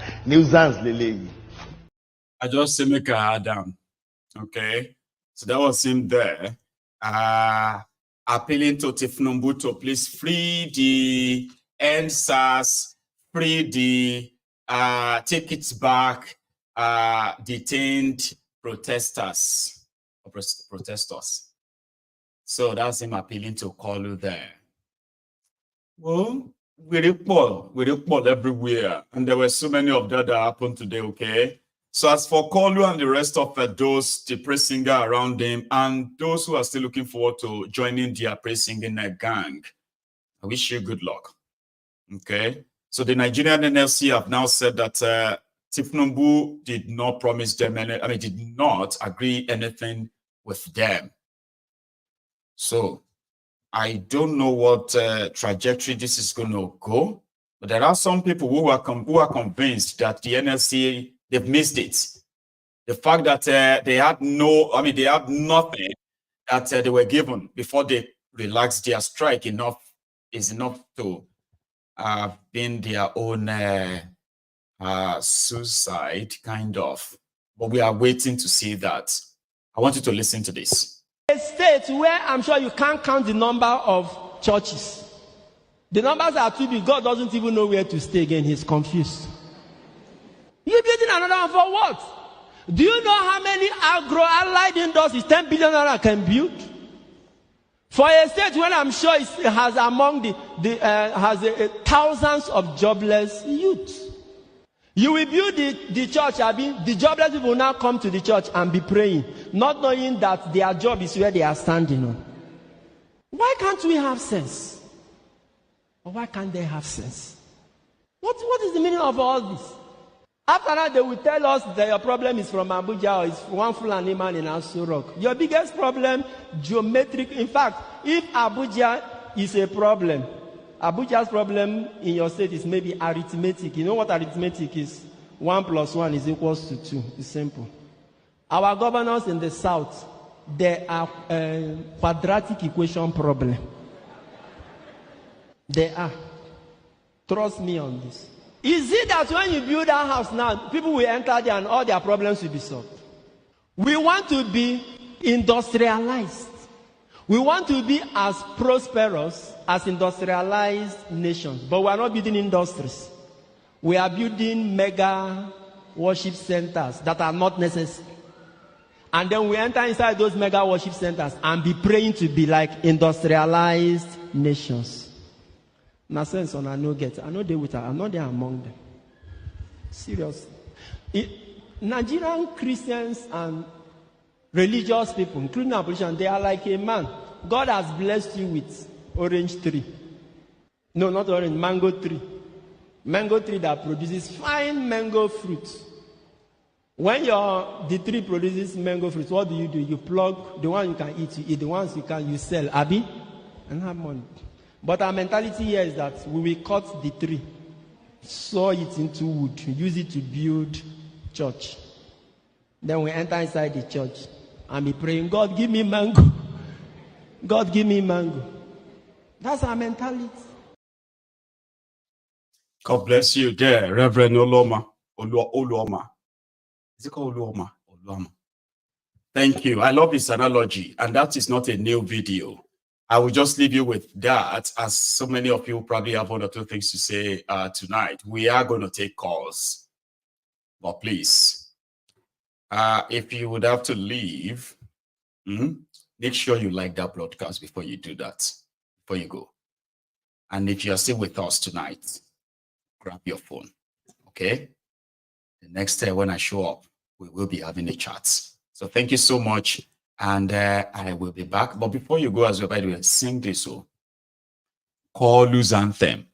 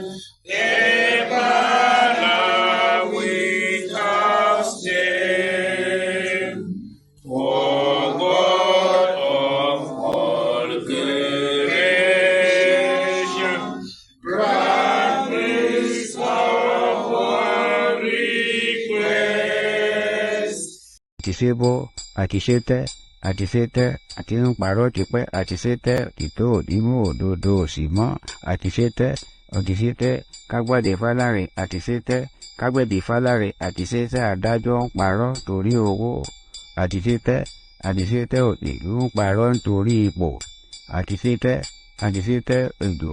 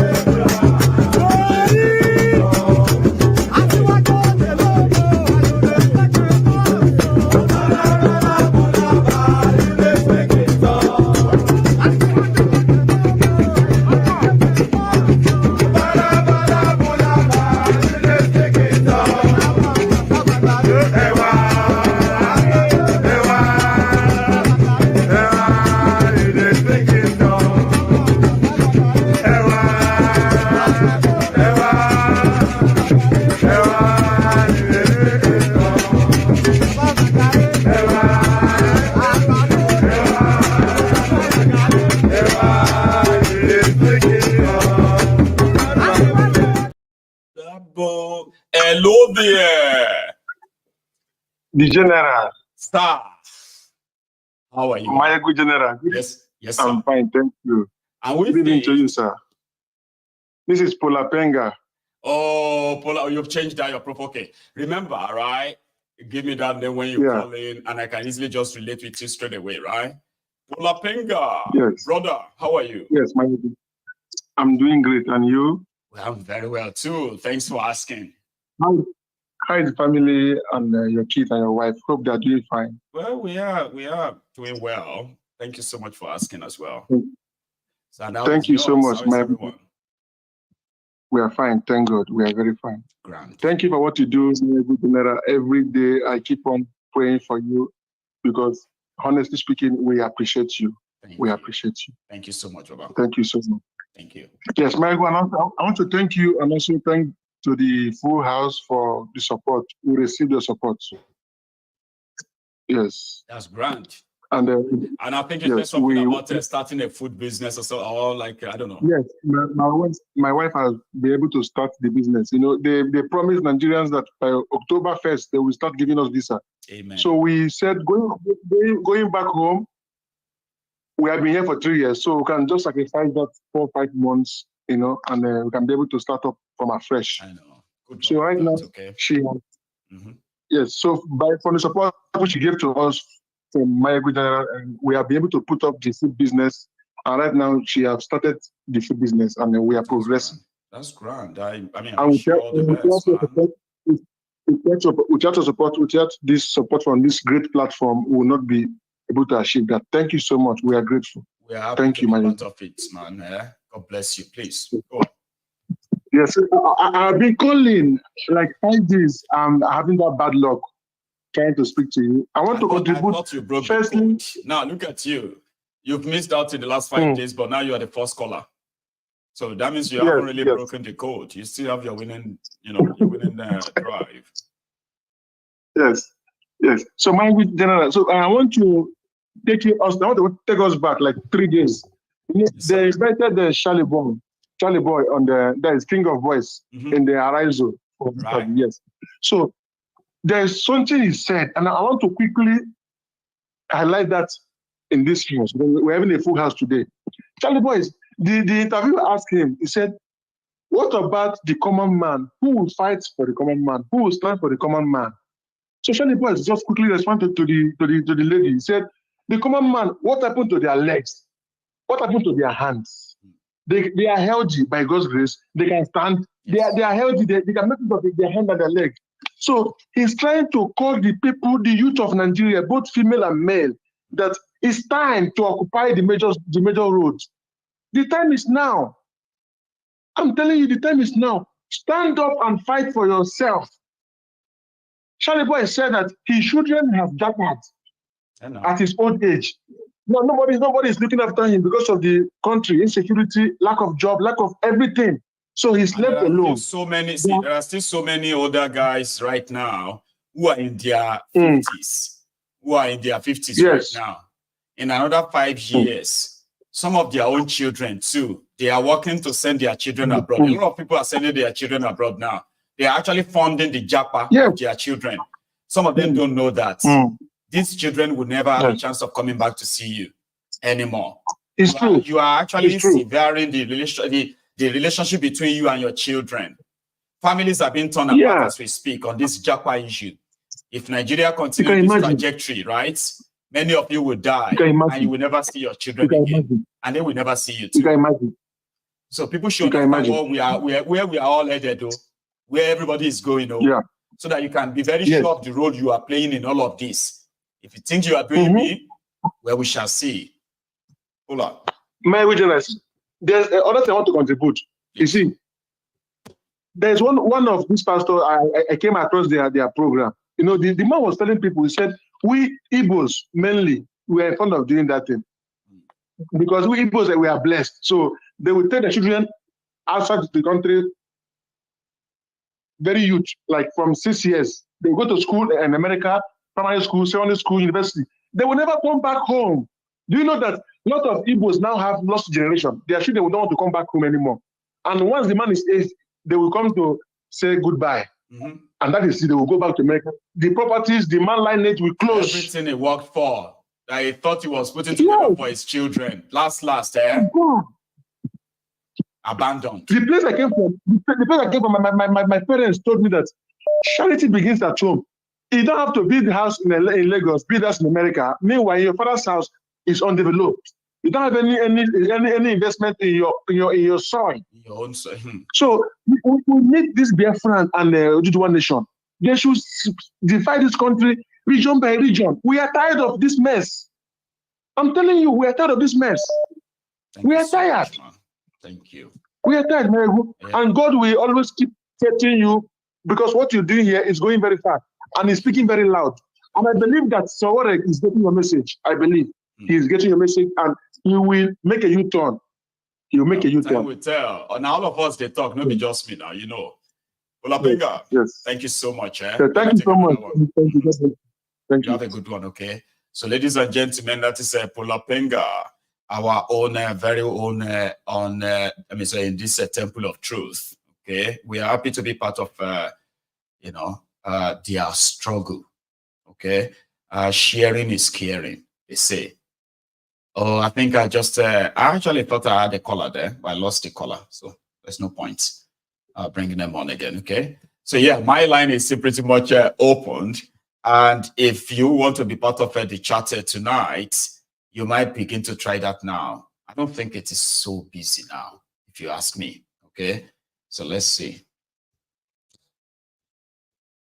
Right, sorry about that. Give me a sec.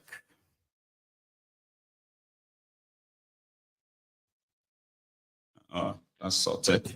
So yes, to those who believe that one of the best of the solutions that we believe hasn't been tried, and we are, I mean it, we are desperate to try it out. And that is, let's have a chat around how can we all go our separate ways without any bloodshed. Some said it is impossible. But some of us believe that it is actually possible. If the selfish interest of those who have been chanced enough to force us to remain part of this contraption, if it is taken out of it, it is possible. Let me take this. Hello. Hello, the general. Yes, sir. What?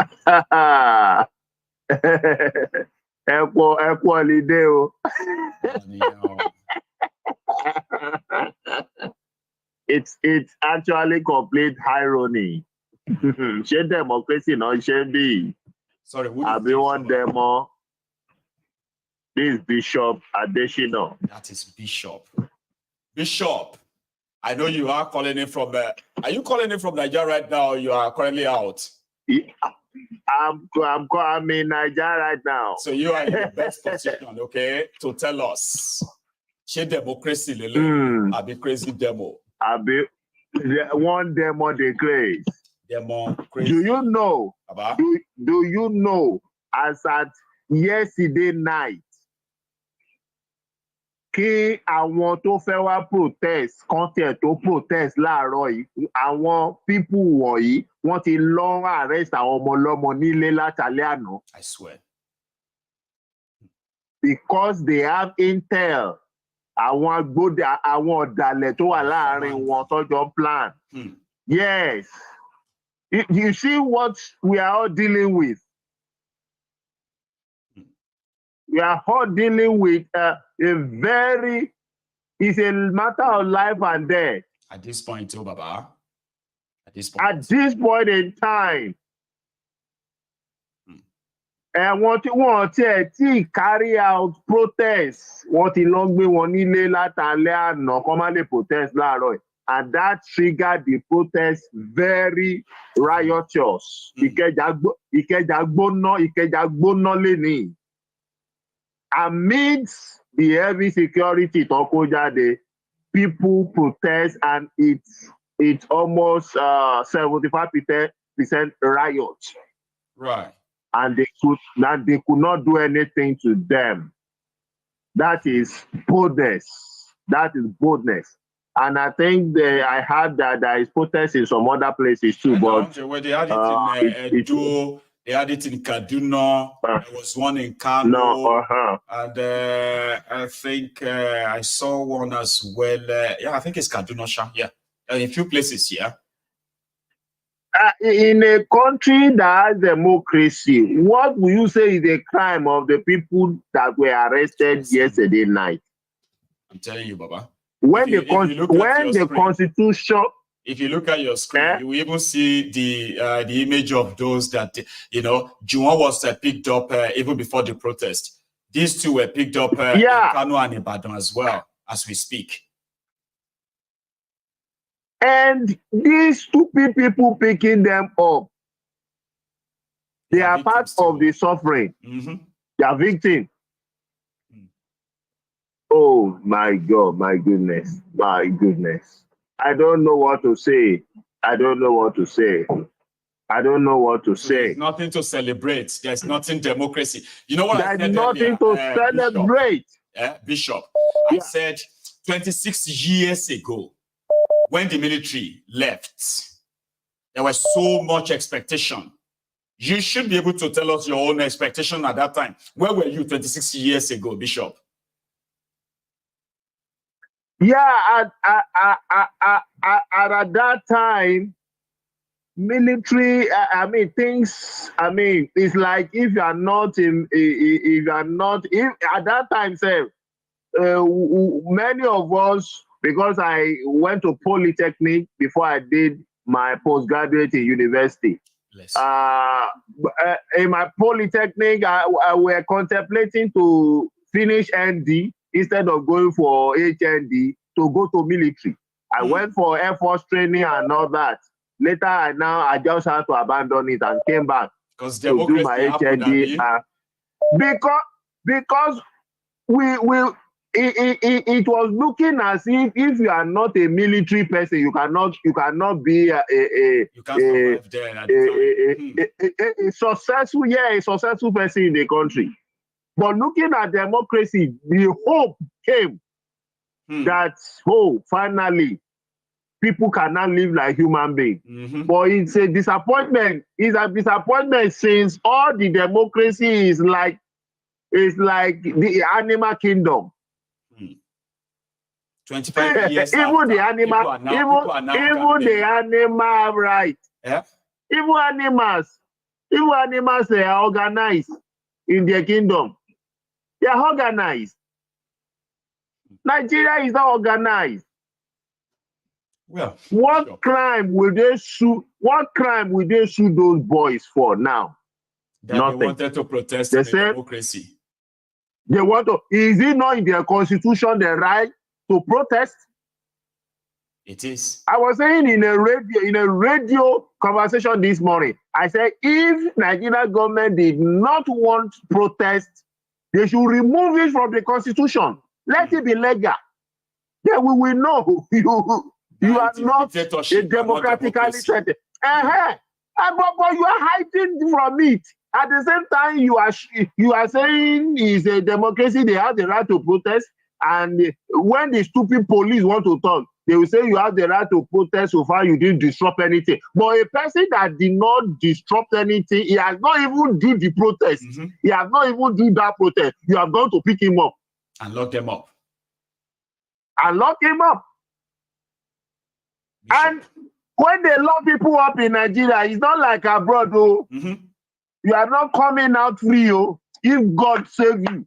You are not, if God save you, you are not coming out. So people are picked up like that. Before you know it, they will just parade them on TV and carry gun in front of them and say they are armed robber, they are this, they are that.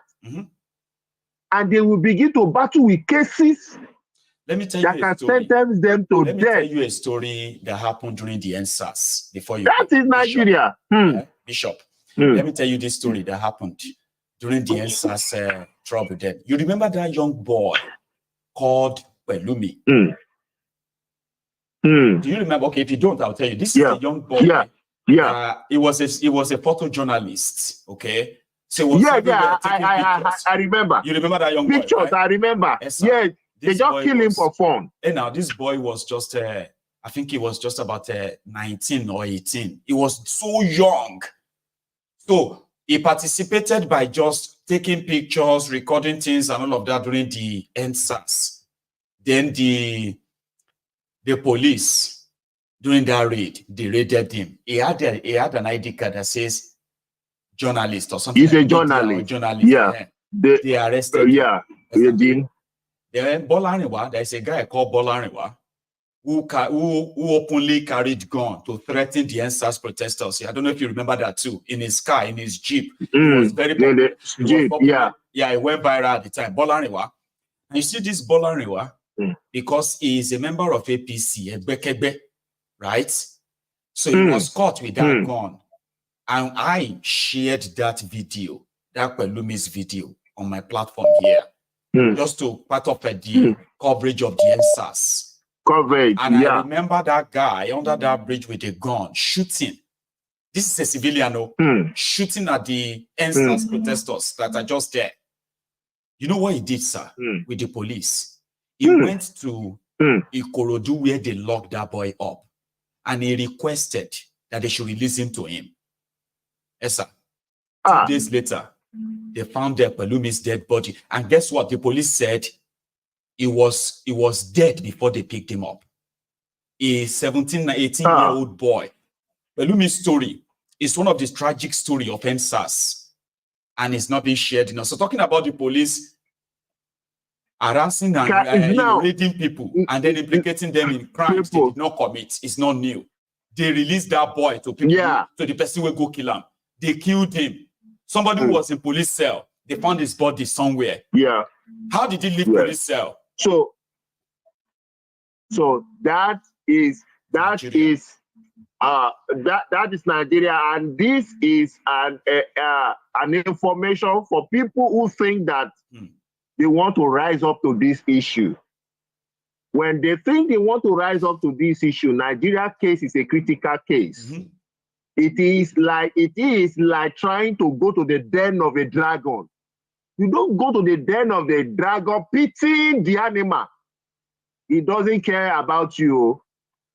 You are going, either you kill him or he kills you. It's one way. One person. It's only one soul that is coming out of the den. Is that you? Or the den. Or the lion. Or the dragon. Not even lion. Lion has sympathy. It's dragon. Because lion, if you fight a lion and lion sees that you overpower him, lion will leave you and run away. Go and study the lion lifestyle. Even lion will not immediately attack you. Lion will roar. When you fear, lion will rise to attack you. If you don't fear, lion will leave you alone. But a dragon, Thank you so much. Now, before I go, yes, sir, so that other people can call in. What will happen in Nigeria will happen. Other people will rise up or nobody will rise up. The Third World War is already begun. And if you listen to the reports of Russia now, our more Nigerians who are in Russia, the Nigerians in Russia, they are telling them they are not going to renew the visa stay. It's either they deport them back to Nigeria or they join them to fight war in Ukraine. Those students. I have a friend there, a member of this platform, Kenny. I hope he calls in tonight as well. But thank you so much, Bishop. Let me those students now. Thank you. Thank you. Sir, all right. You see, there's something about this platform. I want people to please pay attention, okay? You see, sometimes you will not know. Normally, phone calls should last for just about 3 minutes. Now, if I engage or start having chat with you, like, oh, I love the point you are raising, then I kind of like try to make it more like engaging, okay? Then I make it 5 minutes. Some people will be here for like about 15 minutes. They won't even know. Well, I enjoyed conversation with Bishop, okay? Especially if I have people calling in from Nigeria to give us the first-hand information. I appreciate that. Here is another caller. Hello. Hello, Baba. Evening, sir. Evening, oh. How are you, Baba? Adeo, this is Freedom. Say that again, Freedom. Yeah, freedom trade. God bless you. Freedom trade. Baba, how are you today? You speak I do. faster today. Why? You're like, you know?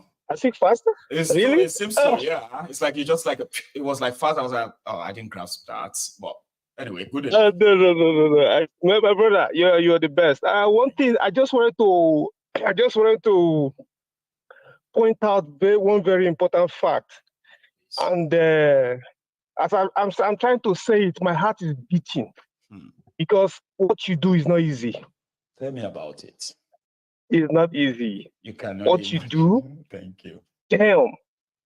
Sometimes what you say, it carries so much weight to the point that I will say, if they carry my ego, most of the fans, our brain go gaga, go sick. People go now. Because una go miss me and I go miss you too.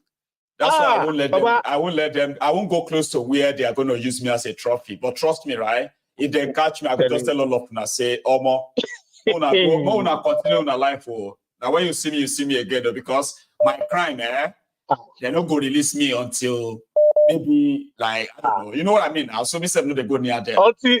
Until they lose power. Even if they lose power, they will tell the next person. They will tell the next person they give power to say like Nnamdi Kanu. That guy, he will release everybody, but that guy don't release. Don't release that guy, yo. That guy is enemy of establishment. He's not my enemy. He's the enemy of the establishment, and now everybody, you know, they're not going to release somebody like this. So they go near them.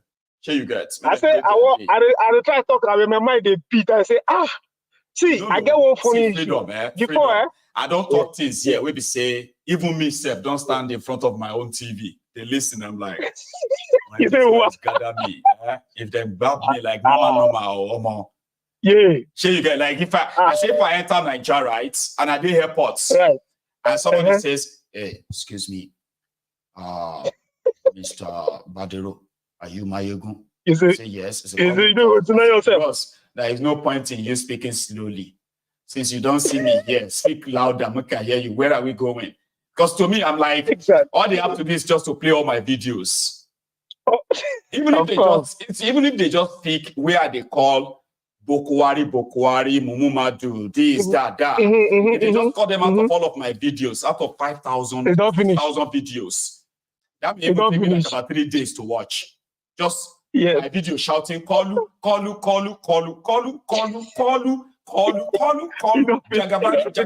They say you go die for prison. So I'm going to them. I promise you, I won't. Baba, Stanley, make I tell you one funny thing. I won't waste our time. I just post some funny stuff on my Facebook, my real Facebook page. I received call first of all from one of my close friends. Like play like joke. He just throw the word. Now one, he say, say we know where your parents do. Can you imagine? I say, what did that call mean? Like waiting I throw, waiting I carry, waiting you throw. On top he say you there America, we know say your papa and mama dey Nigeria. Shit. So somebody like you were just like, hey, I don't want problem or get me out of it. No, even for them alone, I just had to stop what I'm doing. I say my in-law come to gist with me, and none say the guy did my Facebook. The guy just say, I almost mentioned my name. He said, come, if you go Nigeria, just ready for airport. Now they will carry you. Nobody will see you again. But that one hits me. That's why I say you get. In fact, protect yourself. Oh, me, my own don't I pass. could not. Steve, may I tell you something again? Freedom, May I tell you something again? Because I don't like to discourage people to want to try and be like me, okay? Because nobody can be like me. You can only be yourself, okay? And all I have to make people realize is that if you are doing this, if I was doing this because I was looking for attention, then I would have been scared away, okay? Right. So just because I discovered that whatever I am doing, the only people who have problem with what I am doing are those that are supporting these guys. Okay. Correct. And whether I like it or not, now all of us will still collect. You get correct. Whether they arrest me or they kidnap me or police harass me, if I find myself inside that Nigeria, I go collect waiting everybody else they collect. So of course, I don't get anything to lose. Now, if my voice is going to be my maybe saving grace in the future, fine. Or I will still do it. But my eyes don't see you. I they tell you, I just be somebody say I just over stubborn you. I tell you. People where they talk to me, like you go to a state, people no want they talk to me. They don't want to make people see them with me. You understand? See, all better people they send you message. People they avoid to comment under my Facebook because I'm mad. I actually mad when it comes to this guy. I know they keep prisoner. Sure you get to say you will be my friend. Come there, come comments the problem. Right. People go, I don't want me to know say I be your friend. Though. I don't even want me to know say I comment there. Wow. But you know what? Last. Everybody just kind of feel like, oh, leave and Jerry, now something they do. They no fit do me anything. I say be exactly. Or maybe all of us get that mind. So I understand. No. All of us deal with that. I have had issues whereby sometimes, now one single comment will keep me up at night. Those were years ago. Exactly. I just like, why would that person say that about me? What did I do wrong? Why would they send me this message? I'll be wondering. Sometimes because of that, I go grab my phone and start texting. You know, I used to kind of post a lot on social media by just typing like, the right articles. But later I just overgrown the whole thing. Like, you know what? I will just be me. Do what I would do. Exactly. If you don't like me, then you can't be my friend. And it worked for me. It worked. Thank you so much for asking, though. Yeah, you have your time. I don't use most of your time. It doesn't matter. I just get two quick points to make. Go on. I get 2 quick points to make. Just 2 quick points. One point is just like I just like wishing you more grace or more power to your elbow. And so we talk and those is one with this school. Thank you. See, more power to your elbow. That power. There's something you do that I know be that kind of person. If my uncle, now a politician, for example, and in the APC now, I can tell you for free, I will support APC because I get something from the guy. Okay. But you are able to stay in the middle such that you know if Obi enter line, you go hit her. If Showore enter, you could go collect. How do you do it? I know. No, the way I do it is because you are unique in that. See, the way I do it is this. I make it very clear that I don't like the establishment. So whatever there's nothing Showore will say or do that will hurt anybody in Nigeria. Nothing. There's nothing Obi says or do that will hurt anybody in Nigeria. But whatever Tinubu says or do can hurt, can make or mar you. Because they are the government, they have the power to. What they do actually carries weight. So I hold them more responsible. You can see now, I mean, you know me and Buhari now. What's not called Buhari? The moment Buhari follow in the picture, I face the person in the picture. Now this person is responsible now. Ola.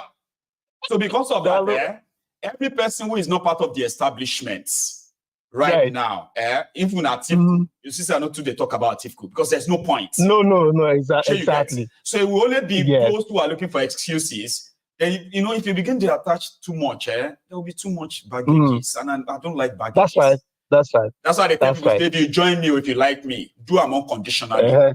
If you say something where you like now, tomorrow morning, freedom. If you say something where could make you feel like, this might go no get sense, Sha. That's me. That's right. Yeah, that's how I do it.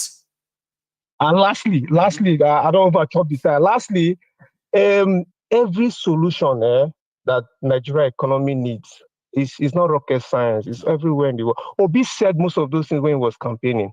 But guess what? Nigerians think our problem is rocket science, that you need an engineer to fix it. It's not. It's just doing the right thing. Too complicated. If they make them work things out, it's too much. Just tell them you will give them this. They'll believe you. That's right.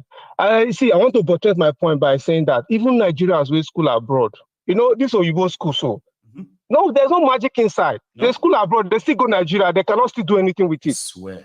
Even if they make first class in Harvard, they'll go Nigeria, they'll still perform the same way. Whereas their mates in America are doing magic with the same pally, not different. But I know the difference. I will say it here now.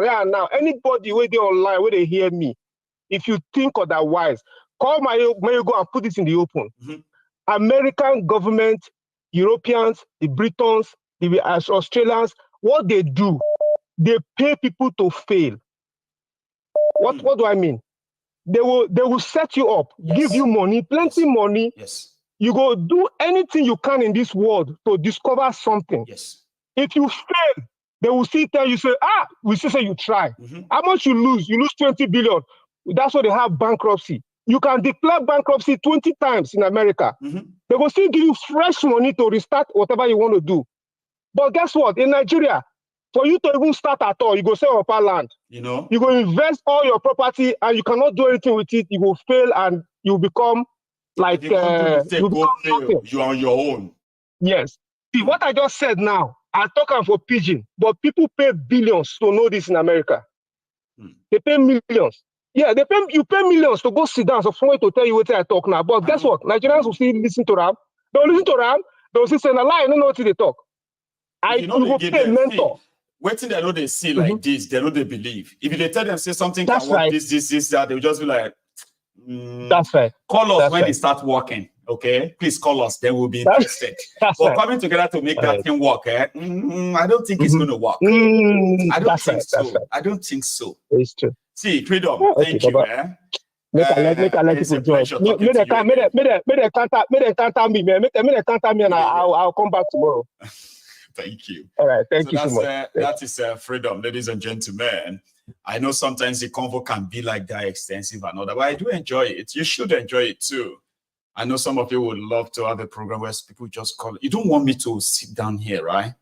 And people call in and I'm just like, hello, my egun. What the hell? What was that? Say, hello, my egun. My name is Agbabiaka Janlekuko. I'm just calling to let you know that. See, and I'm just like, thank you very much. No, come on, we need to have a chat, don't you think? Okay, I think I do have a caller. Do I still have a caller there? Hello? Okay, I lost that caller. So now let me go take another one. God, that's calling in. So, hello there. Hello, Mr. Mayegun. How are you? Hello, sir. I'm very well, thank you. How are you? I'm okay. How is the family? Thank God, they're fine. They're fine. We give glory to God. Thanks so much. Bye-bye. I would want to congratulate every Nigeria for their Democracy Day today, and I wish them whatever they wish themselves. Now, secondly, the bishop that called was talking about police arrests, if I guess him right. Yes. Now, Mayegun, the year 1999, my dad used to be a businessman in one of the states in Nigeria then. Now, my elder brother, the one that came after directly, was sitting in front of the shop. That's the shop, right? Yes, the front of the shop. A police pickup all of a sudden parked in front of the shop. And there comes these two guys with handcuffs in their hands. One of them pointed at my brother. Then my brother was a student in one of their institutions in Nigeria then. Now, one of them pointed at him. The bully said, "Is it this one?" He said, "Yes." Everybody there was like, what's happening? What's happening? They arrested my brother, put him in the pickup, drove off to the police station. My dad watching around. Then when he came back, he's like, where is it, sir? I will look at you arrest. For what? Don't know him. See, Nigeria is a terrible place, my own. Nigeria can never be safe. Now, the police arrested some armed robbers, left one of them, and they're looking for a replacement. When they arrested him, they took him to the police station. This guy's like, what's happening? The police said, where's the phone? He's like, which phone? I'm a student. This is my ID card. This is why I go to school. If my dad didn't have money, my ego. The story is a life trajectory. Would have been a different one totally. My ego. They spent money. Even outside that, they took him to court. This man, he doesn't know anything. The last day when we were going to sentence them to whether to sentence The last I thought by then, like the whole investigation would have shown that he has nothing in there. So they just mauled him there still. They were looking for a replacement. Which investigation are you talking about? They said the armed robbers were 3. They released one of them. Definitely, it must be him.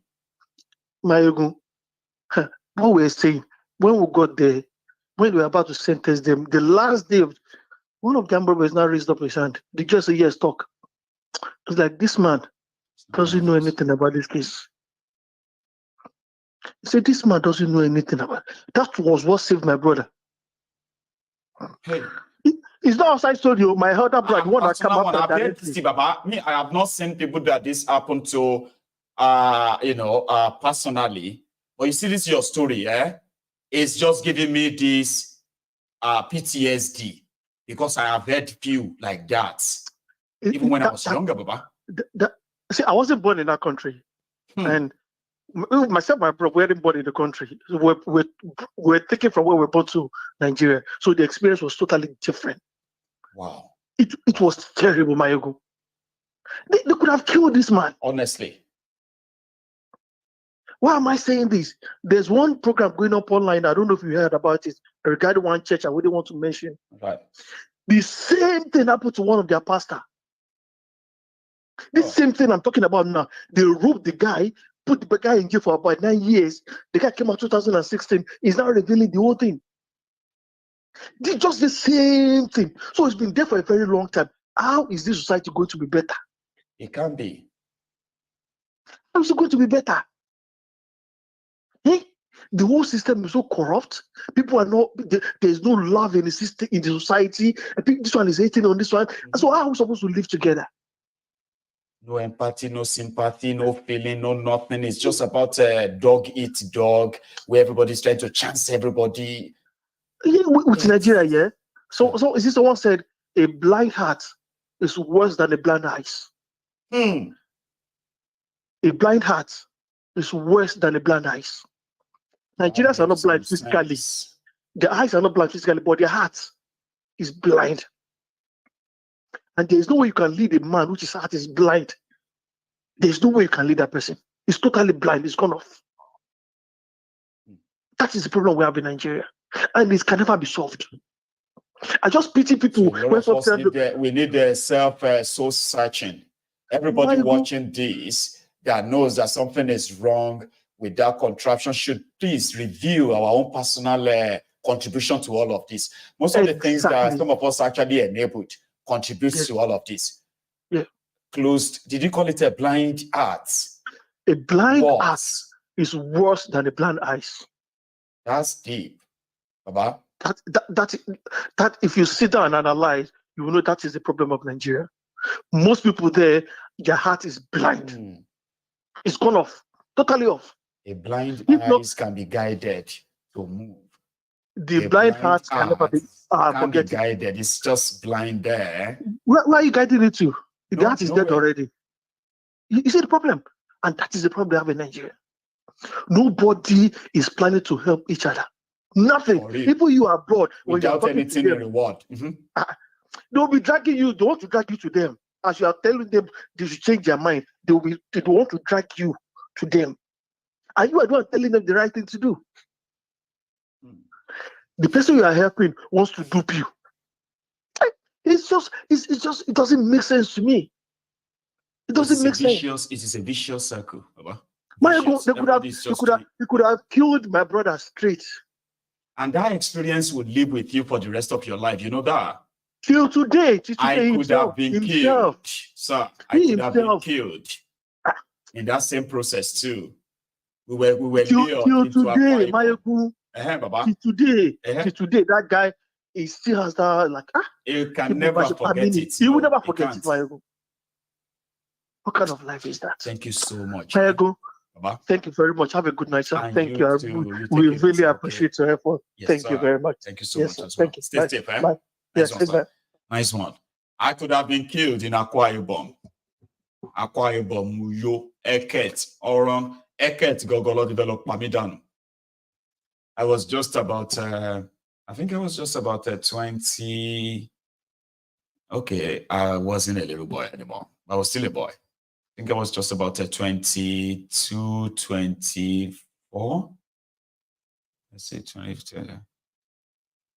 Okay, I don't know. I think it was like a 24. I don't remember anyway, but this was way back in 2011. Okay, fair enough. I remember the year. It was 2011. And I thought we saw a business opportunity that could be a middleman selling some liters of petroleums to some people. And you know, several of us hear about so I thought I found my own calling. I would just be an agent, okay, that looks for marketers who can help buy some supply of petroleum from the depot in Eket, what's that place called again? So I then traveled from Odogbolu, followed a brother. So we got to Eket and they said we should pay money for 33 million liters. 33 million liters. 1 naira profit. At that time, 30 million be like 3 million, you know. It was a lot of money. So I was going to probably get 5 million. And I was like, oh my God, I was going to make so much money. I didn't know it was all 419. We were the ones they used to lure their real target. Baba, Ogbe Miloli Babalawo, the Port Harcourt. So those of you who have never traveled out of Lagos, if you were looking for Babalawo in eastern part of Nigeria, now Yorubas, they do Babalawo there. Correct Babalawo, like correct one there. We have stage. They have all of this Orisha, everything there. But you know, say me, I be Ijebu, I could tell fake. Honestly, I could tell fake. You can't shakara me with anything like voodoo, jazz, or anything. Yeah, I am a Ijebu man. So they took us there to go and check if we knew something about the guys who duped us. So you know what happened? I'll tell you the story. So what happened was that that brother that I followed now called his friend and said, okay, he has a buyer. And then we have the seller, we have the buyer. So bring them together, buy whatever you want to buy, pay what you have to pay and give us commission. And I go back to Odogbolu as a big boy. But that was never to happen. Now from that place, I will enter 6 feet. I was a young boy. I wasn't too young, but I was a young man. Innocent. Like play. Papa Ojumi, it was actually by the way. It's not a real money. But at the time, it was money. Okay. So I think it was a 3 million naira or so cash. I saw the money like this. I said, why don't we just all go to the depot and see the oil go before you pay? Or they won't slap me. Or Benin, you be observer. You are just here to observe. Shut up your mouth. Don't. I said, okay, fine. I was the smart cookie in the room. They didn't listen to me. That was how they lost 3 million. Almost 3 million. I can't see how people went mad. Baba, they won't lock me for inside boots, drive me from Eket to Port Harcourt. Now somebody can say, hey, this one could die inside there. Baba, shall I add? That was when policemen were already, they told us to take off our clothes. They took us to the military. They don't beat me, but they torture me. They see me put head for ground, take my leg up like that. They said if they hit me once, I could die. And I was so tiny. So of course I would die. I was so tiny. So then the military said, the soldiers said, they cannot keep us so. It is illegal for them to detain us. They should take us to police station. But they were not going after the terrorists, I mean the scammers. So me, my whole life was like already gone, like, oh my God, damn it. Then they took us to this police station somewhere in Eket. So we got there. Now, Nadia, I know, say, all of now for no Mayegu. You for never meet Mayegu. They were negotiating my life in front of me. But somehow, I don't know. I was told to call Ijebu. This is true story, by the way. I was allowed to call home. Oh yeah, call your people to come and pay the money. I said, my people don't have 3 million. Even if they do, they won't give me. I was allowed to call it job. I just called them and said, I'm not the first, bye from now. I thought I came here for business. Shishi, I no get to. I said, okay, Kima worry. The rest is history. Sometimes, you know, I don't know if it's coincidence or not. God knows that he needed me for something special in my life. The person that took us, the person that they took his money, that took us to the police station, it was the one who now said, I'm feeling bad. I know these guys are not involved. And I don't want to be responsible for anything that happened to them. Because I know that the policemen can exchange them for real criminals. First time Timo Bonio. Far away from Ijebu. Sir, can I just make another call, sir? Another call. If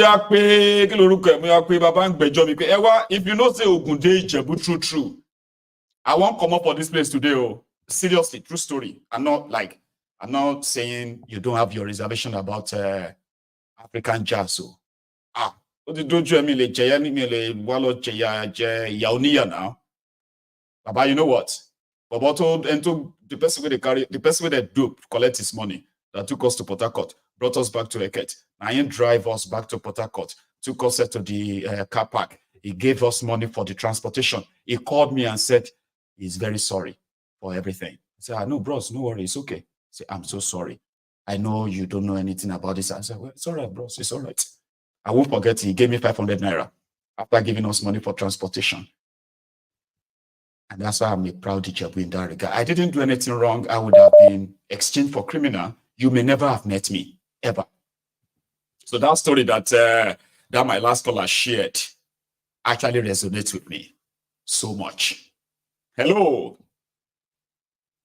MJ, good evening, Baba. Hey, Babo. Good evening, sir. Yeah, Mr. Ake from London. Sir Ake from London. How are you today, sir? Yeah, I'm good, my brother. I'm good, my brother. I've been looking at something for some time now on your line. You know, years back, about 3-4 years ago, I used to see some thumb down. Like people that will not like your program, just thumb down. And then that time you have not got people that use spanner. So, but no, for some years, you don't see that anymore, Abi. You know, it's YouTube. YouTube removed it. They said some people on YouTube are having depression because they were seeing the number of thumbs down. Some YouTube creators, you know, say me, I'll be borrow, whether you thumb down, you thumb up now, you know, it's still the engagement for me. But they said some people were having depression because they have a lot of thumbs down. People hate me.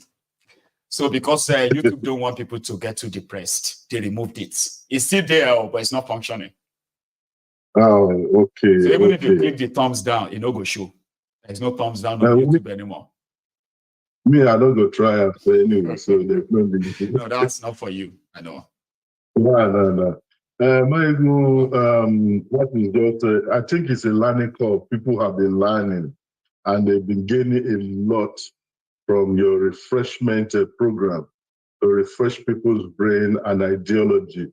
Just like what the last caller said, that a dark mind is better than a blind eye. I actually said a blind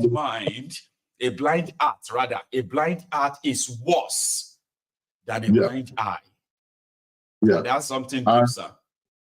Yeah, and when you look at what is going on in the country now, people ruling the governance, they have a blind heart. Absolutely. You know, it's a blind heart because they only see with their eyes open, but they cannot see anything. But their mind is so corrupted, so bedeviled, dark and blind. So dark. Because you look at what they were talking about with all this problem in the country. They were talking about cows. They were talking about they're taking us back to 60 years ago, national anthem, that even majority of them, they don't even know how it came. And so many things, you see them arresting somebody that stole a pepper in the market and release somebody and hail somebody that stole billions, because they don't steal millions now. They are not even stealing naira now, they are stealing pound sterling and in dollars and so on. Every available forex, so. Yeah. So it is better we break down the country and for us to be able to have our way forward. A lot of people in this country, they want to go back home. But you go back home now at your own peril. Go to boss. Go back to boss. Yeah. So because when we are getting old, now I'm looking towards my pension in the next 7 years. So where will I go?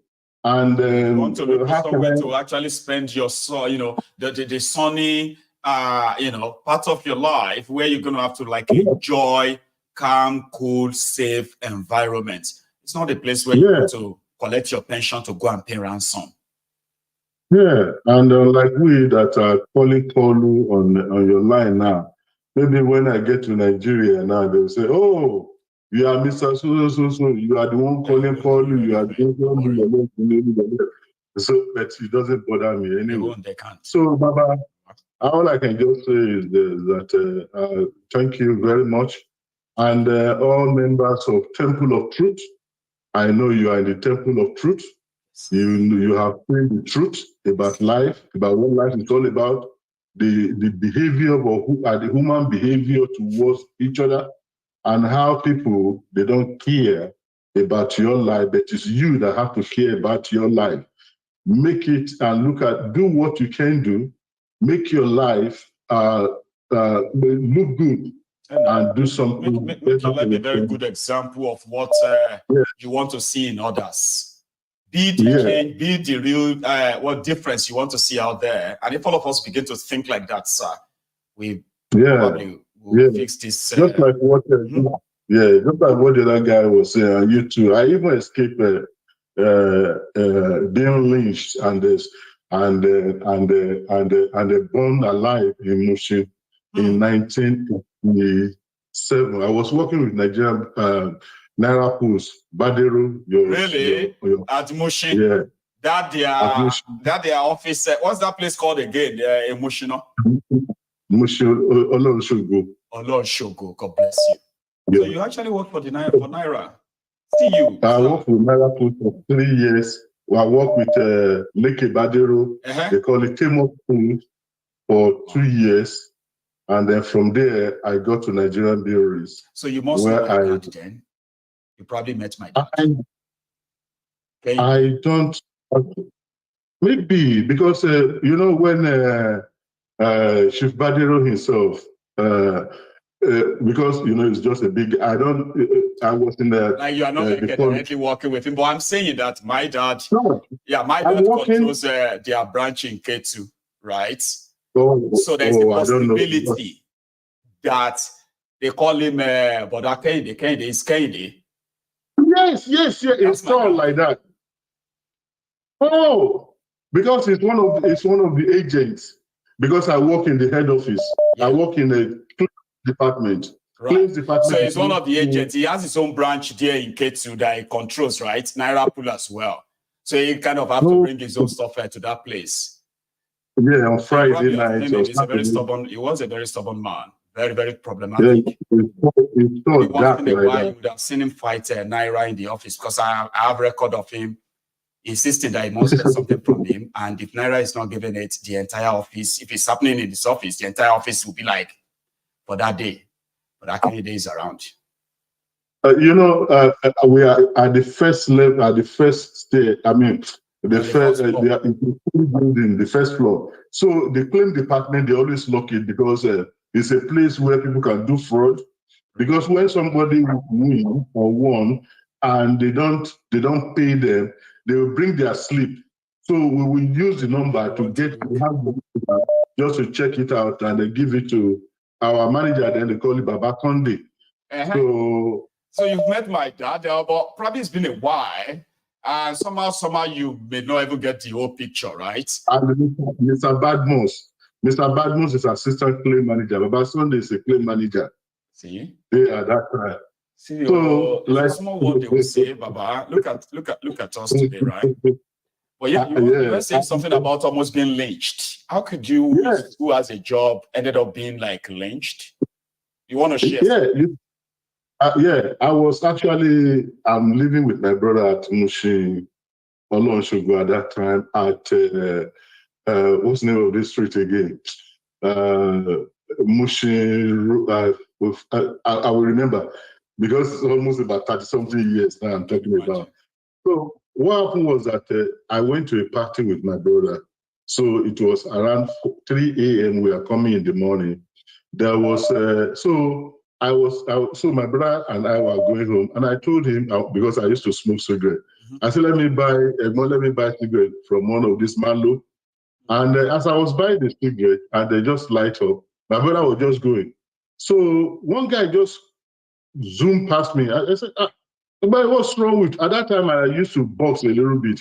So what's wrong with you? Why are you this, that? This and the guy just running away. You know those people pursuing him? When they come, you just say, it's him, it's part of them. I said, part of who? My brother, before you know it, they started slapping me, they break, but I end up at the they broke both on my head, they smashed my face, they tore my clothes, and they started dragging me.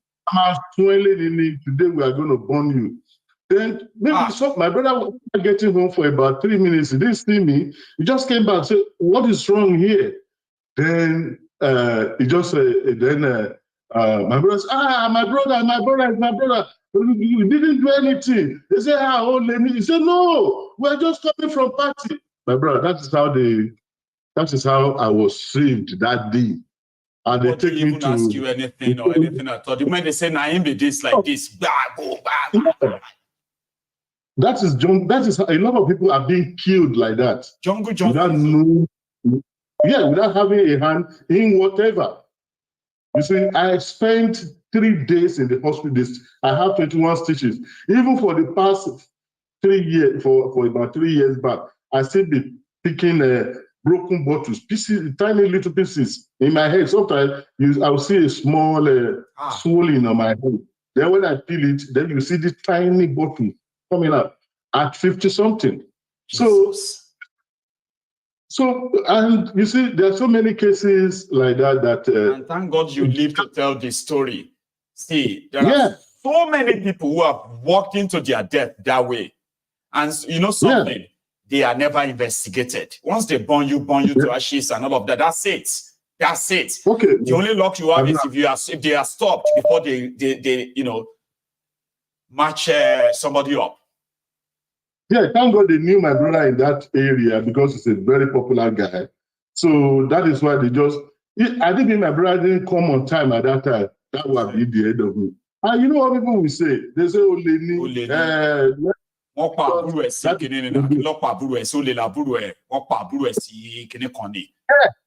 and despite the fact that majority that will later know that that is not what happened, the only thing they will keep saying is that you know that bomb with them killing brother for that under bridge.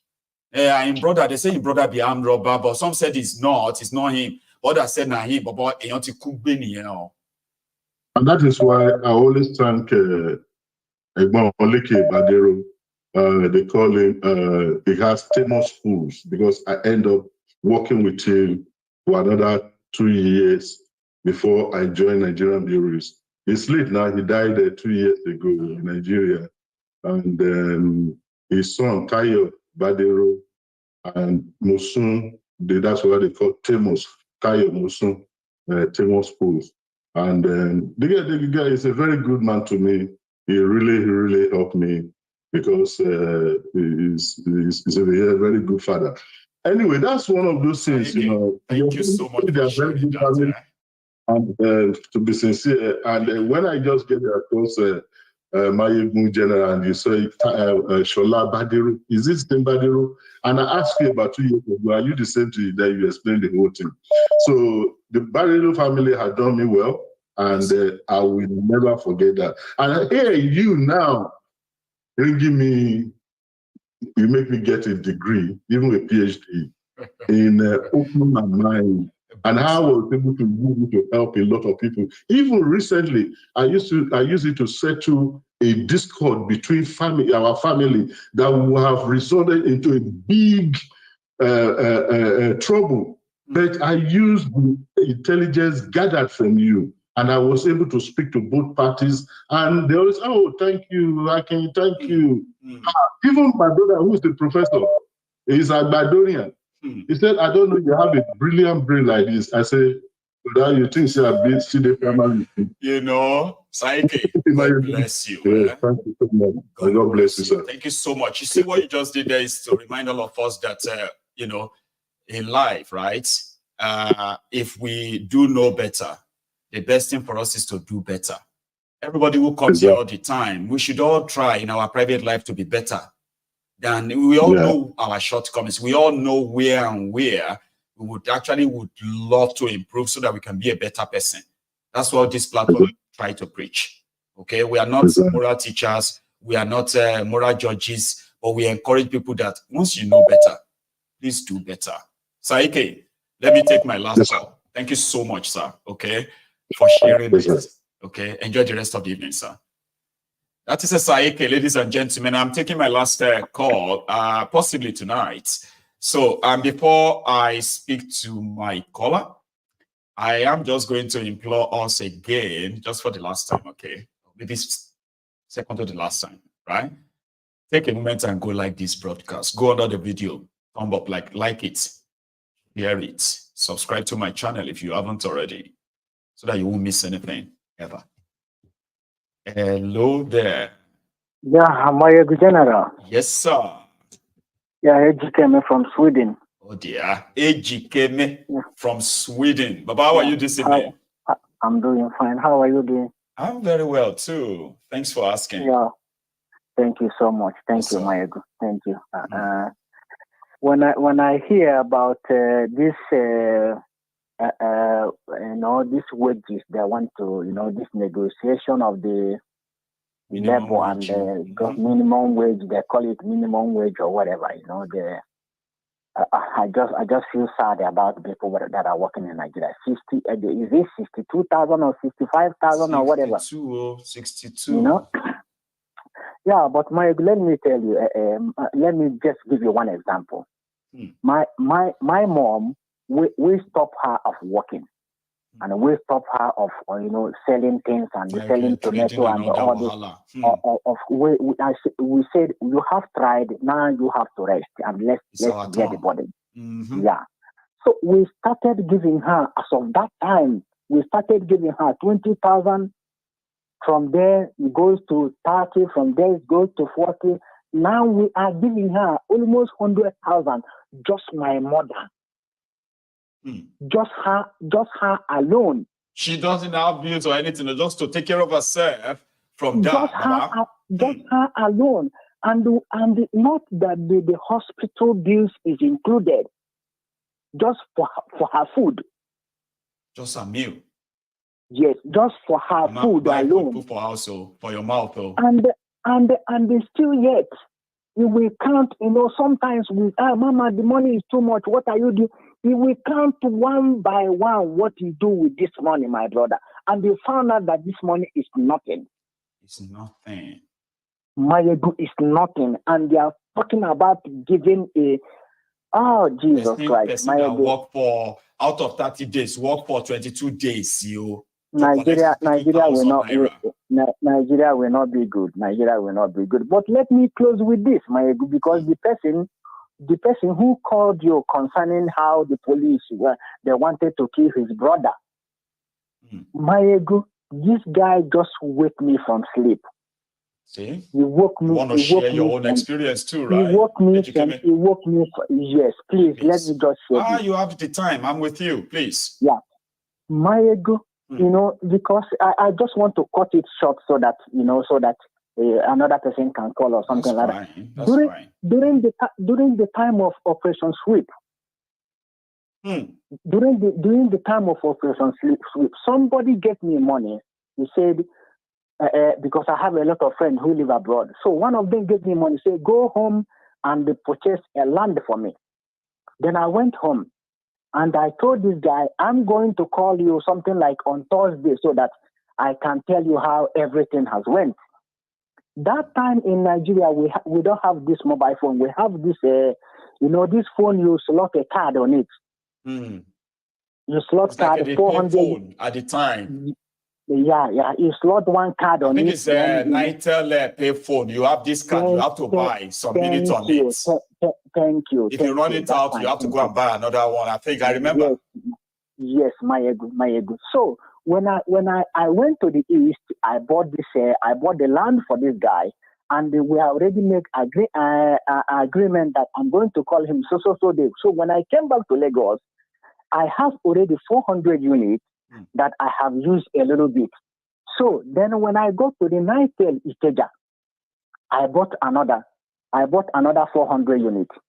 So I was just waiting for the time to call him, because the time to call him was 9 o'clock. So I was just waiting. I went outside and I sat down there, because I was not feeling fine when I came back from village. So somebody just pointed hard at me and called the security there to search me.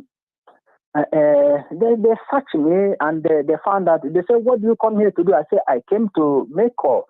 Where is your card?" I said, "This is the card. I bought one right away here. I have one already." They said they want to try this card if it's working. I said, "Okay." They slot this card. One is 400 units. I haven't used it. I haven't used it at all. The other one is another 400 units, but I have used it small. So on looking at me and searching me, they found I was having keys. They asked me, "What do you do with these keys?" I said, "I have a shop and I have my house. This key you see is my shop key and my house key." They say, "Oh, this key is too much." I said, "But I have to lock my shop and my house." Okay. But the unfortunate thing there, unfortunate thing there is, I think everybody that comes from Nigeria will identify with me. There's this locker in the house, that they write the key diamond. Right. We do have cupboard at home or in the shop with this little key. You can close it with. I get you. Unfortunate to me, this little key, they just try to find something. They use it, and this Just little key opens, you and maybe use the that little key opens a car. You open the door of a car. Oh Jesus! Come and see. Automatically, they say you are a car snatcher with a master key. Come and see beating. They beat me. They hand me over to Operation Sweep. They took me to Area F. Hey. They beat me. They put me in Area F. They put me in. Even the police, yeah. So they took me to Area F. They beat me in the station. They put me in prison. The prisoners, they helped the police to beat me the last beating. So after 2-3 days, they brought me out. They start questioning me again. They hung me up. If I meet you, I can still show you the handcuff. They hung me up and they beat me. They beat me. Police beat me. In Nigeria, after beating me, the police, they bought water and food for me to tell you that I am on the point of death. So chop small so that the beating can continue. Yes, they bought pure water and they bought food for me. Because they know that if this guy don't eat anything, he's going to die. I'm almost, if not God, I'm so sorry. So after the whole thing, they put me in prison again. I was there for 1 week before they told me. I told them, "Please, this key, I have something doing with it. I have never tried this key in the car one day. Never in my life. I don't even know that it opens a car." So they said, "Oh, if you have money, we have to do investigation. You have to put fuel in the car, blah, blah, blah, blah." I said, "Okay." They drove to my shop. They made, all this kind of protocol. So they brought the keys I have in the shop. They try it. They all opened there.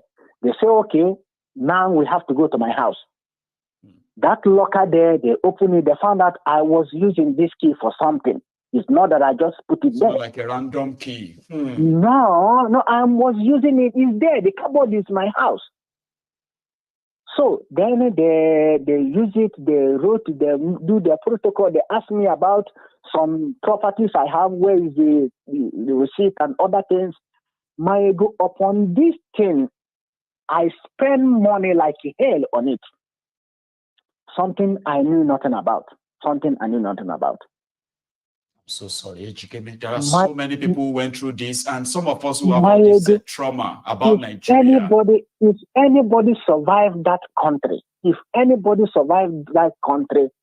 thank God. After the incident, my friends told me, you have to leave that country before you die. Yes, that was when I made up, because as of that time, I was doing well. I don't want. You have no reason to say you want to go abroad. Yes, I have no reason to go abroad. I have no reason to go abroad. I was doing well. After the incident, my friends told me, you have to leave the country. That was when I said, now I have to leave. Yes. Ejikeme. My Nigeria, I don't know. That country, I don't know.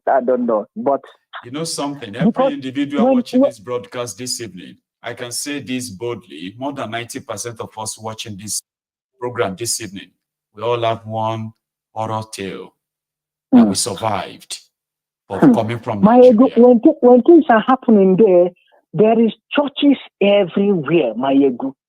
If you go to the street of Nigeria, you cannot even know this person goes to church at all. Where are the people who goes to church in Nigeria? Where are the people who goes to mosque in Nigeria? Because it's like, my ego. Let me just say good night. Thank you, Ejikeme. You've done well. Enjoy the rest of the night, okay? Thank you so much. Okay? Thank you. Yeah. God bless you. Yes, sir. So that is Ejikeme right there from Sweden. So I'm going to say thank you to every one of us again. We've had a very wonderful day. We've shared a lot this day as well. So please, if you enjoy this chat this evening, or like always, and you haven't really subscribed onto this channel, please do it now. Guys, do you know that I am just about 5,000 away from getting our first click for this YouTube platform, right? That is the 100,000. And I'm thinking we could possibly get that before December. Before that, Abby. Yeah, this is the Temple of Truth. I am the GO, which is myself, the Mayogun General. Thank you for all your time. You know something, you could have chosen to be somewhere else, but you choose to be here with me, all of us, all the time. So I say thank you. Enjoy the rest of your evening, and you all have a wonderful night. Good night.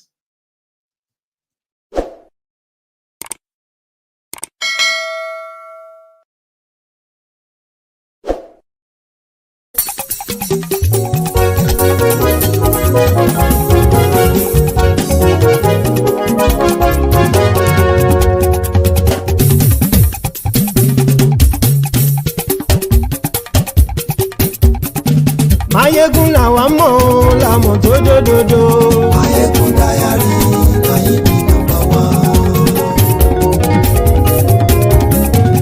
Mayegun làwa mọ̀ làmọ̀ tó dòdòdò. Mayegun Diary láyé bí nọ́mbà wá. Mayegun ti dé o ọ̀rẹ́ ara ìlú. Mayegun Diary láyé bí nọ́mbà wá. Lórí Facebook, lórí YouTube. Mayegun Diary láyé bí nọ́mbà wá. Gbogbo bó ṣe ń lọ ni Mayegun já wa sí. Mayegun Diary láyé bí nọ́mbà wá. Àṣírí ọ̀jẹ̀lú kì í bò níbẹ̀ o. Mayegun Diary láyé bí nọ́mbà wá. Bó bá ṣe eré àní Mayegun máa wí. Mayegun Diary láyé bí nọ́mbà wá. Ó sì tún ṣe eré wàá gbọ́ níbẹ̀ o. Mayegun Diary láyé bí nọ́mbà wá. Mayegun Diary, Diary Politico. Mayegun Diary láyé bí nọ́mbà wá. Godfatherism kò sí lọ́rọ̀ Mayegun. Mayegun Diary láyé bí nọ́mbà wá. Ẹ farabalẹ̀ sẹ́ o kẹgọ́rọ̀ lẹ́nu o. Mayegun Diary láyé bí nọ́mbà wá. Àní Mayegun làwa mọ̀ tó dòdòdò. Mayegun Diary láyé bí nọ́mbà wá.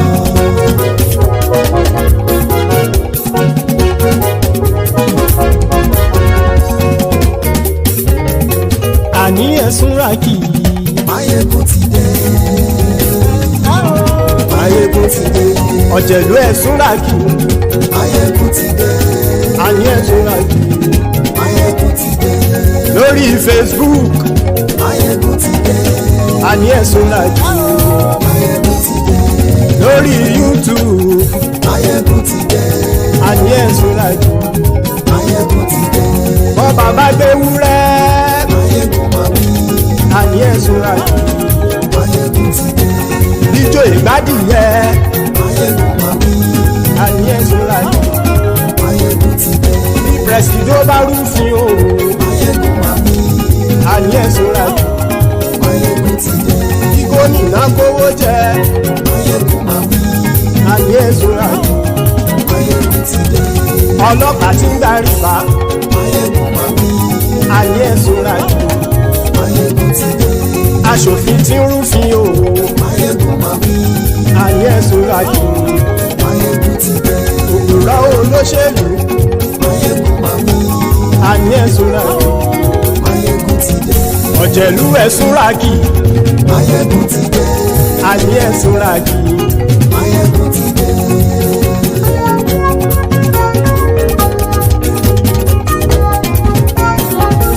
Máyégún ti dé. Gbogbo ọ̀jẹ̀lú ẹ̀sùn ràkì. Máyégún ti dé. Gbogbo ọ̀jẹ̀lú ẹ̀sùn ràkì. Ṣùgbọ́n ní bá ti ṣe èyí tó yẹ kí wọ́n ṣe, ọmọ bá dèrò ní fi wọ́n níran o. Máyégún ti dé. Gbogbo ọ̀jẹ̀lú ẹ̀sùn ràkì. Máyégún ti dé. Gbogbo ọ̀jẹ̀lú ẹ̀sùn ràkì. Ṣùgbọ́n ní bá ti ṣe èyí tó yẹ kí wọ́n ṣe, ọmọ bá dèrò ní fi wọ́n níran. Wọ́n fowó bẹ́ẹ̀ o. Máyégún ó sọ pé wọ́n ò bẹ́ẹ̀. Wọ́n fowó bẹ́ẹ̀. Máyégún ó sọ pé wọ́n ò bẹ́ẹ̀. Oníkanṣá ti ṣe èyí tó yẹ kí wọ́n ṣe fáwọn ará ìlú tó gbé wọn débẹ̀ o. Máyégún ti dé. Gbogbo ọ̀jẹ̀lú ẹ̀sùn ràkì. Máyégún ti dé. Gbogbo ọ̀jẹ̀lú ẹ̀sùn ràkì. Ṣùgbọ́n ní má ti ṣe yìí tó yẹ kí wọ́n ṣe, ọmọ bá dẹ́rọ̀ ò ní fi wọ́n níran. Kì máa yí ṣeré, ọ̀rọ̀ yìí kì í ṣẹ̀fẹ̀. Kì máa yí ṣeré, ọ̀rọ̀ yìí kì í ṣẹ̀fẹ̀. Ẹni bá ti lè lẹ́bọ̀ lẹ́rù o, ọmọ bá dèrò kàṣàyè tú wọn síta. Máyégún ti dé. Gbogbo ọ̀jẹ̀lú ẹ̀sùn ràkì. Máyégún ti dé. Gbogbo ọ̀jẹ̀lú ẹ̀sùn ràkì. Ṣùgbọ́n ní bá ti ṣe yìí tó yẹ kí wọ́n ṣe, ọmọ bá dẹ́rọ̀ ò ní fi wọ́n níran. Tẹnitẹni ọmọ Máyégún ọ̀rẹ́ ara ìlú mọ̀mọ́ ni mo fọlọ́hún ṣọ́ ẹ̀ bá kìlẹ́bù. Lóòótọ́ olódodo ìlú ọ̀tá ìlú mọ̀mọ́ ni ìwọ ṣá máa ń ṣọ́ra kò sì mọ́ bẹ̀rù.